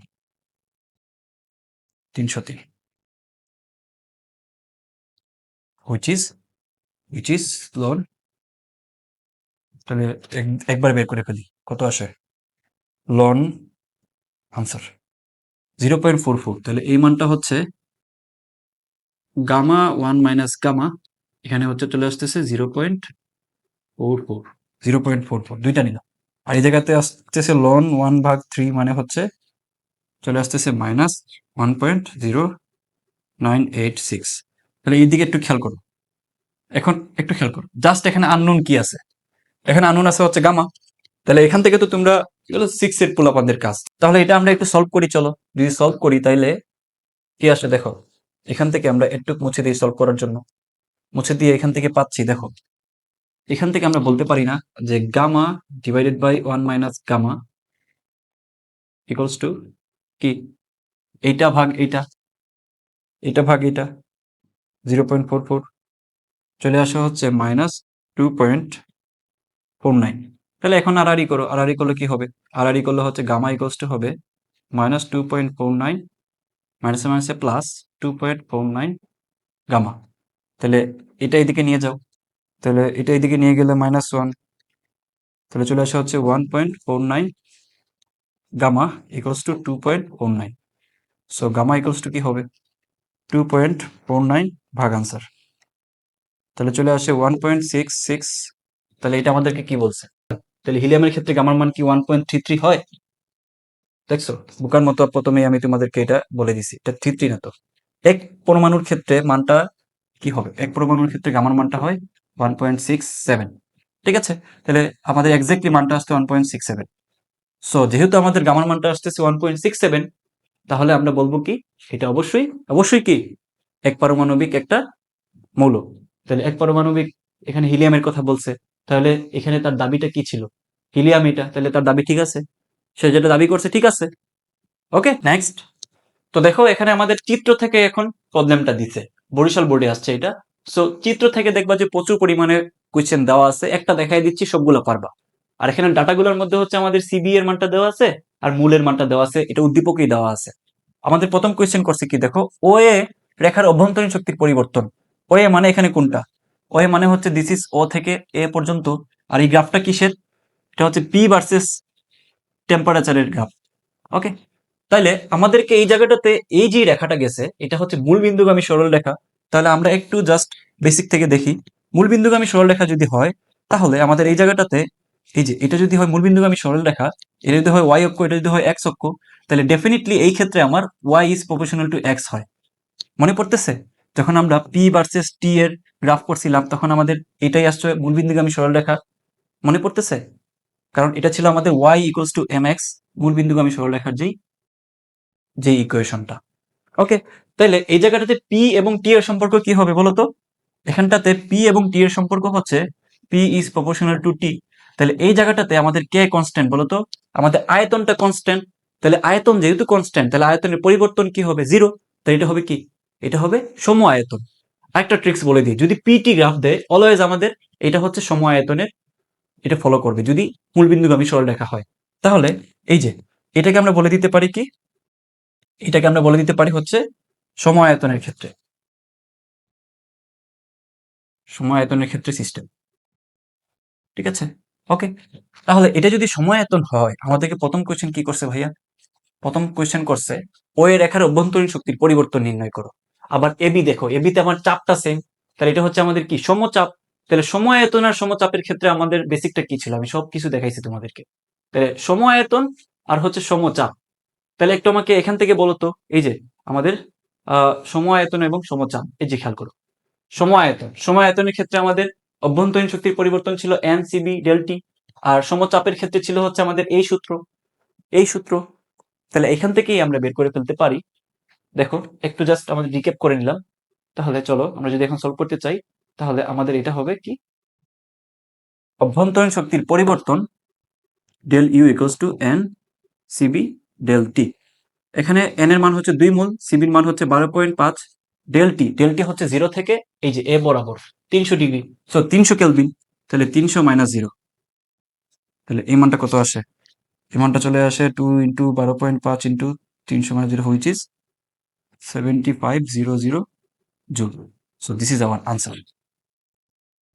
আই থিঙ্ক বুঝতে পারতেছো, যদি বুঝে থাকো তাহলে আগে বাড়ি। পরে কি বলছে যে লেখচিত্রের এবি ও বিসি অংশের কৃত কাজ গাণিতিক বিশ্লেষণ সহকারে তুলনা করো। এবি, এবি এবং বিসি, তাহলে একটু দেখো তো বিসি কি, বিসি কি। এবি তো আমরা পাইছি যে সমচাপ, সমচাপ নাই যে চাপটা কি চেঞ্জ হয়েছে, চাপ তো চেঞ্জ হয় নাই। তাহলে এবি হচ্ছে সমচাপ। বিসি কি, বিসিতে আমাদের টেম্পারেচার বিতেও 600, সিতেও 600, আর বিসি হচ্ছে আমাদের কি সমুষ্ণ। তাহলে এখান থেকে আমরা বলি, দেখো আমাদের এখানটাতে বিসি কি, বিসি হচ্ছে আমাদের সমচাপ,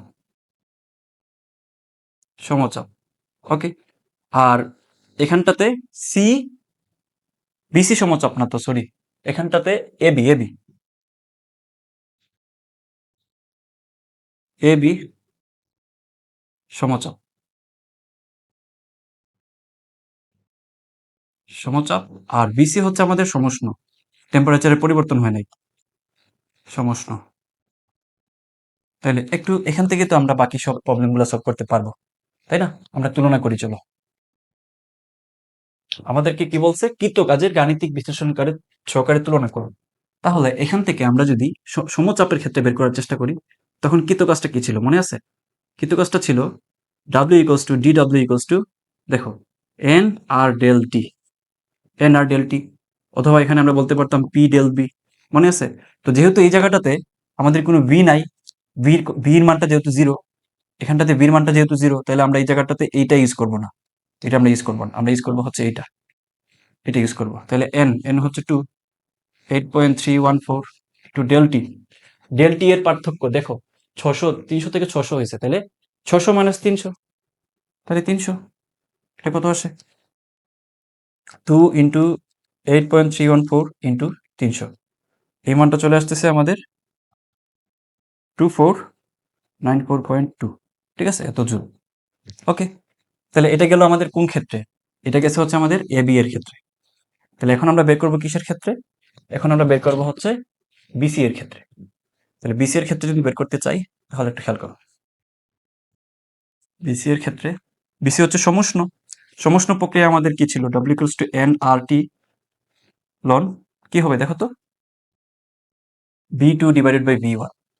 তাহলে এই জায়গাটা তো ভাই খেয়াল করো তো, এখানে কি আমাদের ইয়া দেওয়া আছে, এই যে ভি দেওয়া আছে, ভি এর তো কোনো কিছু দেওয়া নাই, তাহলে আমরা এখানে ভি ইউজ করবো?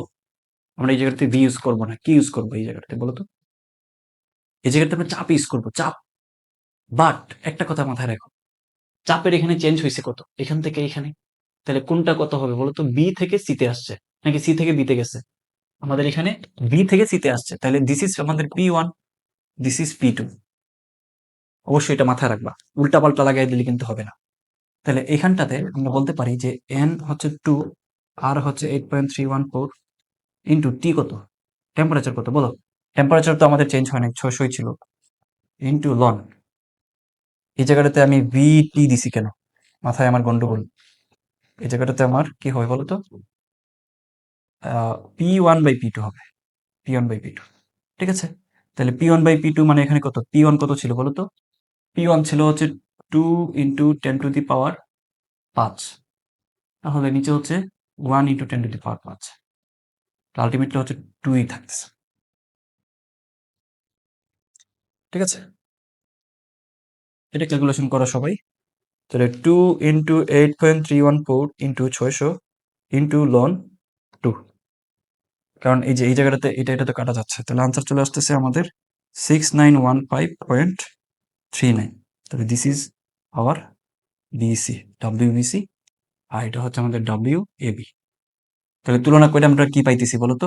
তুলনা করে আমরা দেখতেছি definitely WBC is greater WAB, বুঝছো? তাহলে এই রিলেশনটা আমরা পাইছি, আমাদেরকে এটা বের করতে বলছিল, কৃতকাজ গাণিতিকভাবে বিশ্লেষণ সহকারে তুলনা করো। তাহলে ডেফিনেটলি আমাদের এই যে বিসি, অর্থাৎ আমাদের যখন এই জায়গাটাতে সমুষ্ণ প্রক্রিয়ায় ঘটনাটা ঘটবে, তখন আমাদের সমুষ্ণ প্রক্রিয়ায় আমাদের কাজটা বেশি হবে। আর এই জায়গাটাতে বিসি, সরি, এবি, এবি হচ্ছে আমাদের কি, সমচাপ প্রক্রিয়ায় অবশ্যই সমুষ্ণ প্রক্রিয়ার থেকে কম কাজ হবে। So this is our answer. Next, এই প্রবলেমটা খুবই ইম্পর্টেন্ট একটা প্রবলেম, এখান থেকে দেখবা বোর্ডে প্রচুর পরিমাণে কোয়েশ্চেন আসছে, এবং এই যে তোমার এখানের টপিকটা আছে, এই টপিকটা জাস্ট এইটা সলভ করার পরে এমন ভাবে ঝালাই হবে যে তুমি এই টপিকের যে কোনো প্রবলেম আসলে তুমি সলভ করতে পারবা। একটা আমার সাথে একটু হাতে কলমে করো, তাহলে সব পারবা। কি বলছে দেখো, আমাদেরকে কোয়েশ্চেন করছে কি, যে সিয়াম 1 কেজি বরফকে -10 ডিগ্রি সেন্টিগ্রেড তাপমাত্রার হতে 30 ডিগ্রি সেন্টিগ্রেড তাপমাত্রার পানিতে পরিণত করে। সামির 30 ডিগ্রি সেন্টিগ্রেড তাপমাত্রার 1 কেজি পানিকে 100 ডিগ্রি সেন্টিগ্রেড তাপমাত্রার বাষ্পে পরিণত করছে। প্রথম কোশ্চেনের দিকে একটু তাকাই। সামিরের প্রক্রিয়াটির মোট প্রয়োজনীয় তাপ নির্ণয় করো। সামিরের প্রক্রিয়াটা মানে কি? সামিরের প্রক্রিয়াটা হচ্ছে সে 1 কেজি পানিকে কি করছে দেখো তো, 30 ডিগ্রি থেকে 100 ডিগ্রি সেন্টিগ্রেড তাপমাত্রা কিসে নিছে, বাষ্পে নিছে। তাহলে এই সংক্রান্ত যখন আমাদের প্রবলেম আসবে তখন আমাদেরকে একটু বেসিকটা আগে থিঙ্ক করে নিতে হবে। দেখো এখানে কি ঘটছে, এখানে মূলত তিনটা কাজ ঘটছে, তিনটা কাজ ঘটছে। কি কি ঘটছে খেয়াল করুন, জাস্ট একটু ধৈর্য ধরো। তিনটা হচ্ছে একটা, তারপর হচ্ছে ধরো আরেকটা। ওকে, খেয়াল করো। প্রথমে ছিল কত, 30 ডিগ্রিতে, পরে হচ্ছে 100 ডিগ্রির সে ফুটাইতেছে পানিকে। আরো কিছুক্ষণ তাপ দিলে তখন যে সে কি হবে, 100 ডিগ্রির বাষ্পে পরিণত হবে, বাষ্পে পরিণত হবে। এটুকু তো তোমরা বুঝতেছো, এটুকু তো তোমরা বুঝতেছো। তাহলে তিনটা প্রসেস। তাইলে একটু খেয়াল করো, একটু খেয়াল করো, ভালো করে খেয়াল করো। এই জায়গাটা যেমন টেম্পারেচার পরিবর্তন হয়েছে 30 থেকে 100, বাট এখানে কোনো পরিবর্তন হচ্ছে না। তাহলে এখান থেকে যদি আমরা তার কি বের করতে চাই, প্রয়োজনীয় তাপ বের করতে চাই, জাস্ট এই দুই ক্ষেত্রে, তখন আমাদের কিউ ইকুয়ালস টু কি হবে মনে আছে, এম এস টেল থেটা। তাহলে এম কত এখানে 1 কেজি, ইন্টু এস পানির, এখানে কি দেওয়া আছে দেখো 4200 দেওয়া আছে, পানির আপেক্ষিক সুপ্ত তাপ, তাহলে 4200 ইন্টু ডেল থেটা, ডেল মানে কত এখানে 100 মাইনাস 30। তাহলে এটা ক্যালকুলেশন করে দেখো কত আসে, 1 ইন্টু 4200 ইন্টু 70, ঠিক আছে। So this is 2.94 into 10 to the power 5 joule, ঠিক আছে। Q1 হবে এটা। এখন জাস্ট পরেরটা একটু খেয়াল করো। এখন আমরা কি করতেছি, এখান থেকে এখানে যাচ্ছি। এটা ছিল হচ্ছে আমাদের Q1, R this is Q2, Q2। তাহলে Q2 কি হচ্ছে, টেম্পারেচার কোনো পরিবর্তন হচ্ছে না। যদি টেম্পারেচারের কোনো পরিবর্তন না হয়, জাস্ট বসাবা কি, জাস্ট কি বসাবো বলো তো, সূত্র মনে আছে, Q2 equals to M into 12, বাষ্প হচ্ছে তাই না, তাহলে বাষ্পীভবনের আপেক্ষিক সুপ্ত তাপ। তাহলে এটা কত দেওয়া আছে, which is LV, LV, LV কত, এই যে এটা এম এল ভি। তাহলে এম হচ্ছে 1 কেজি, বি হচ্ছে 2.26 into 10 to the power 6, 10 to the power 6 joule per KG, ঠিক আছে, এটা দেওয়া আছে। এখন একটু খেয়াল করো, আমার বলছে কি যে মোট প্রক্রিয়ার তাপ, তাহলে এখান থেকে তুমি কিউ টোটাল ইকুয়ালস টু হবে Q1 প্লাস Q2, জাস্ট যোগ করে দাও, জাস্ট কি করবা, যোগ করে দাও, 2.26 ইন্টু 10 টু দি পাওয়ার 6, তাহলে চলে আসতেছে এই জায়গাটাতে 2.556 into 1 2 3 4 5 6, 10 to the power 6 joule. So this is our answer, ঠিক আছে, দিস ইজ আওয়ার আনসার। পরে কোয়েশ্চেন কি বলছে দেখো, সিয়ামের দাবি সঠিক কিনা, সিয়ামের দাবি কি ছিল আগে এটা আগে দেখি। সিয়ামের দাবি হচ্ছে, সিয়াম কি দাবি করছে, যে তার প্রক্রিয়াটি বেশি সুশৃঙ্খল, মানে শৃঙ্খল। তাহলে আমি তোমাকে বেসিক যখন পড়াইছিলাম তখনই বলছিলাম, যখনই শৃঙ্খলের কথা বলবে তখনই তোমার আসবে এনট্রপির যেই পরিবর্তনটা, সরাসরি হচ্ছে শৃঙ্খলার সাথে সম্পর্ক আমাদের এনট্রপির মানটা। তাহলে যার এনট্রপির মান বেশি সে তত বেশি বিশৃঙ্খল, যার এনট্রপির মান কম সে তত বেশি সুশৃঙ্খল। কারণ এনট্রপি আমাদের নির্ধারণ করে একটা পরিবেশ বা একটা কি বলা যায় সিস্টেমে কত বেশি হচ্ছে বিশৃঙ্খলা আছে, বিশৃঙ্খলার পরিমাপটা কত। ওকে, তাহলে এই ছোট্ট একটা বেসিক থেকে আমরা সবকিছু বুঝতে পারবো। তাহলে আমরা প্রথম ক্ষেত্রে, প্রথম হচ্ছে সিয়ামের ক্ষেত্রে দেখি, একটু লেন্দি হবে এটা, জাস্ট তুমি ধৈর্য ধরে দেখো। তাহলে সিয়ামের ক্ষেত্রে যদি আমরা একটু খেয়াল করি, তাহলে সিয়ামের ক্ষেত্রে আমাদের যদি বিশৃঙ্খলা বা এনট্রপি বের করার চেষ্টা করি, তাহলে সিয়ামের ক্ষেত্রে ঘটনা কি করছে, 1 কেজির বরফকে সে -10 ডিগ্রি তাপমাত্রা হতে 30 ডিগ্রি তাপমাত্রায় পরিণত করছে। তার মানে দেখো -10 থেকে 30-এ নিছে, তাহলে এখানে স্টেট আছে, -10 থেকে হয়েছে 10-এ, ঠিক আছে। -10 থেকে কত নিছে, মনে করো যে তোমার 0-তে নিছে, 0-তে নেওয়ার পরে সে আরো 30 ডিগ্রিতে নিয়ে নিছে। তাহলে এই স্টেটের ক্ষেত্রে একটু খেয়াল করো, ভালো মতো খেয়াল করো। এই জায়গাটাতে প্রথমে ছিল একটা, পরে আসছে এটাতে, পরে গেছে এটাতে। তার মানে এই জায়গাটাতে আমার ধরো প্রথমে ছিল হচ্ছে -10, পরে হয়েছে মনে করো 0 ডিগ্রি, ঠিক আছে।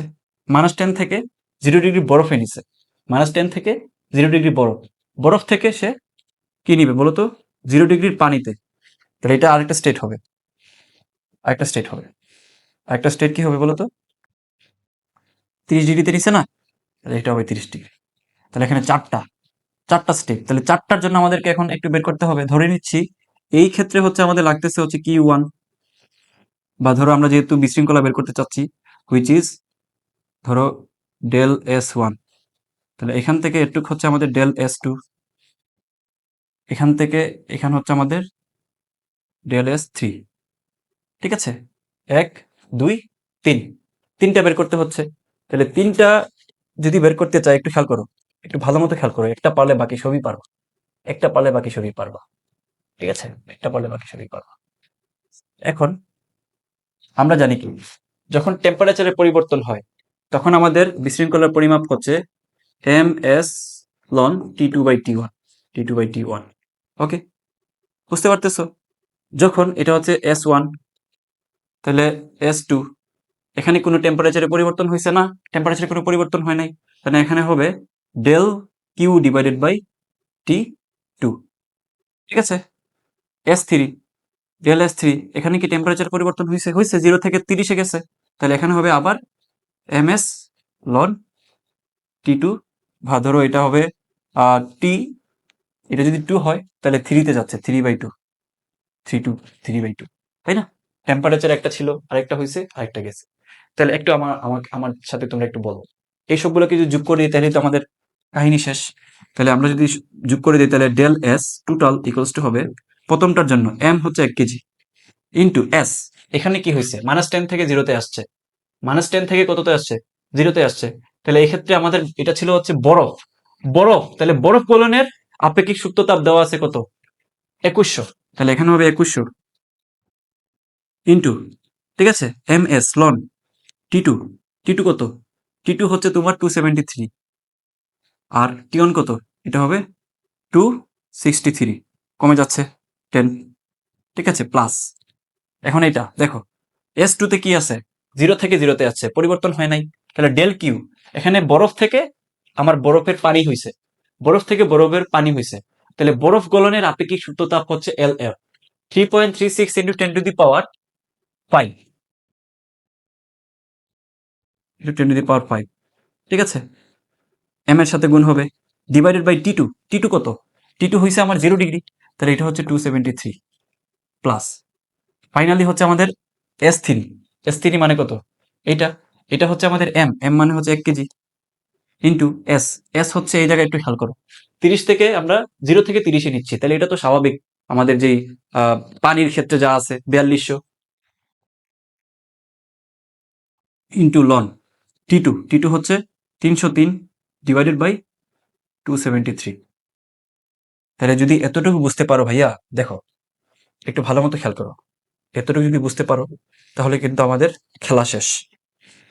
আমি কি আবার একটু রিপিট করব, আমরা কি করছি, -10 থেকে 30-এ নিচ্ছি, তাহলে -10 থেকে বরফ থেকে 0 ডিগ্রি বরফে নিয়ে আসছি, 0 ডিগ্রি বরফ থেকে 0 ডিগ্রি পানিতে নিয়ে আসছি, 0 ডিগ্রি পানি থেকে 30 ডিগ্রিতে তাপমাত্রাতে নিয়ে গেছি।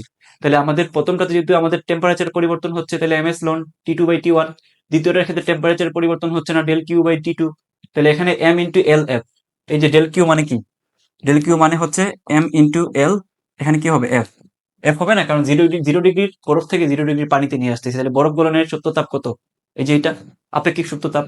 এরপর S3-তে আসছি, S3 0 থেকে আবার 30 ডিগ্রিতে গেছে, তাহলে এখানে আমাদের স্বাভাবিক যে পরিবর্তনটা, পানির আপেক্ষিক সুপ্ত তাপ হচ্ছে 4200, তাহলে এই হচ্ছে আমাদের এখানটাতে কি আমাদের হিসেবটা। তাহলে এটা একটু ক্যালকুলেটরে তোমরা বসাইলে এটা আনসার পাবা না, পাবা। তাহলে দ্বিতীয় ক্ষেত্রে বলছে কি, সিয়ামের দাবি, তাহলে দ্বিতীয় ক্ষেত্রে আমাদের দেখি, সিয়ামের ক্ষেত্রে 30 থেকে কি গেছে, আমাদের 100 ডিগ্রির বাষ্পে, তাহলে এখান থেকে আমাদের অলরেডি মানগুলা বের করা আছে, তাহলে এস এর মান বের করে দিলেই তোমার হয়ে যাচ্ছে, এখানে এস এর মানটা বের করে দিলে, তাহলে ধরো আমি এখন বের করব হচ্ছে কি সামির, তোমরা এটা একটু ক্যালকুলেটরে বসাও, সামির না, তাহলে সামিরের ক্ষেত্রে কিউর মান সবগুলার পাইছি, আগেই পাইছি, তাহলে সামিরের ক্ষেত্রে আমার প্রথম ক্ষেত্রে S1, del S one equals to কি হবে বলতো, ডেল S1, তাহলে এই ক্ষেত্রে কিউ টেম্পারেচারে চেঞ্জ হচ্ছে, তাহলে কি হবে ms l, দেখো ms লন T2/T1, T2/T1, তাহলে m হচ্ছে 1 কেজি, তাহলে 30 থেকে 100-তে গেছে, তার মানে এখানে অবশ্যই 4200 হবে পানির স্বাভাবিক যেটা, ইন্টু লন, তাহলে 100 মানে কত, 100, 273 মানে হচ্ছে 100 বাড়াইতেছি না, 100 ডিগ্রির সাথে 273 কত হইলে যোগ করলে কত হয়, 273 373, ঠিক আছে, প্লাস হচ্ছে কত, এটা 30 মানে 303, ঠিক আছে, এটা হলো, তাহলে এটার মান কত হয় বের করো। তারপর এখান থেকে আমরা কি বের করব, টেল এস টু, তাহলে সেকেন্ড স্টেজে কি ছিল, 100 থেকে আমরা 100তেই নিচ্ছি, তাহলে এখানে কি হবে বলো তো, just just del Q divided by T, তাহলে এখান থেকে ডেল কিউটা কি, আমরা কিউ বের করছি এখানে, এই যে দেখো কিউ এল এম ভি, তাহলে এটা হচ্ছে 2.26 ইন্টু 10 টু দি পাওয়ার কত, 10 টু দি পাওয়ার 6 ছিল, 10 to the power 6 divided by T, T এর কত এখানে 100 ডিগ্রি মানে হচ্ছে 373, তাহলে এই সবগুলা মান বের করো, বের করে হিসাবটা করো। তাহলে এখানে যদি আমরা হিসাবটা করি, 2100 into ln 273 divided by 263, okay, plus 3.36 into 10 to the power 5 divided by 273, ঠিক আছে, plus 4200 into ln 303 divided by 273, তাহলে এটা হচ্ছে আমাদের বের হয়ে গেছে অ্যাকচুয়ালি মানটা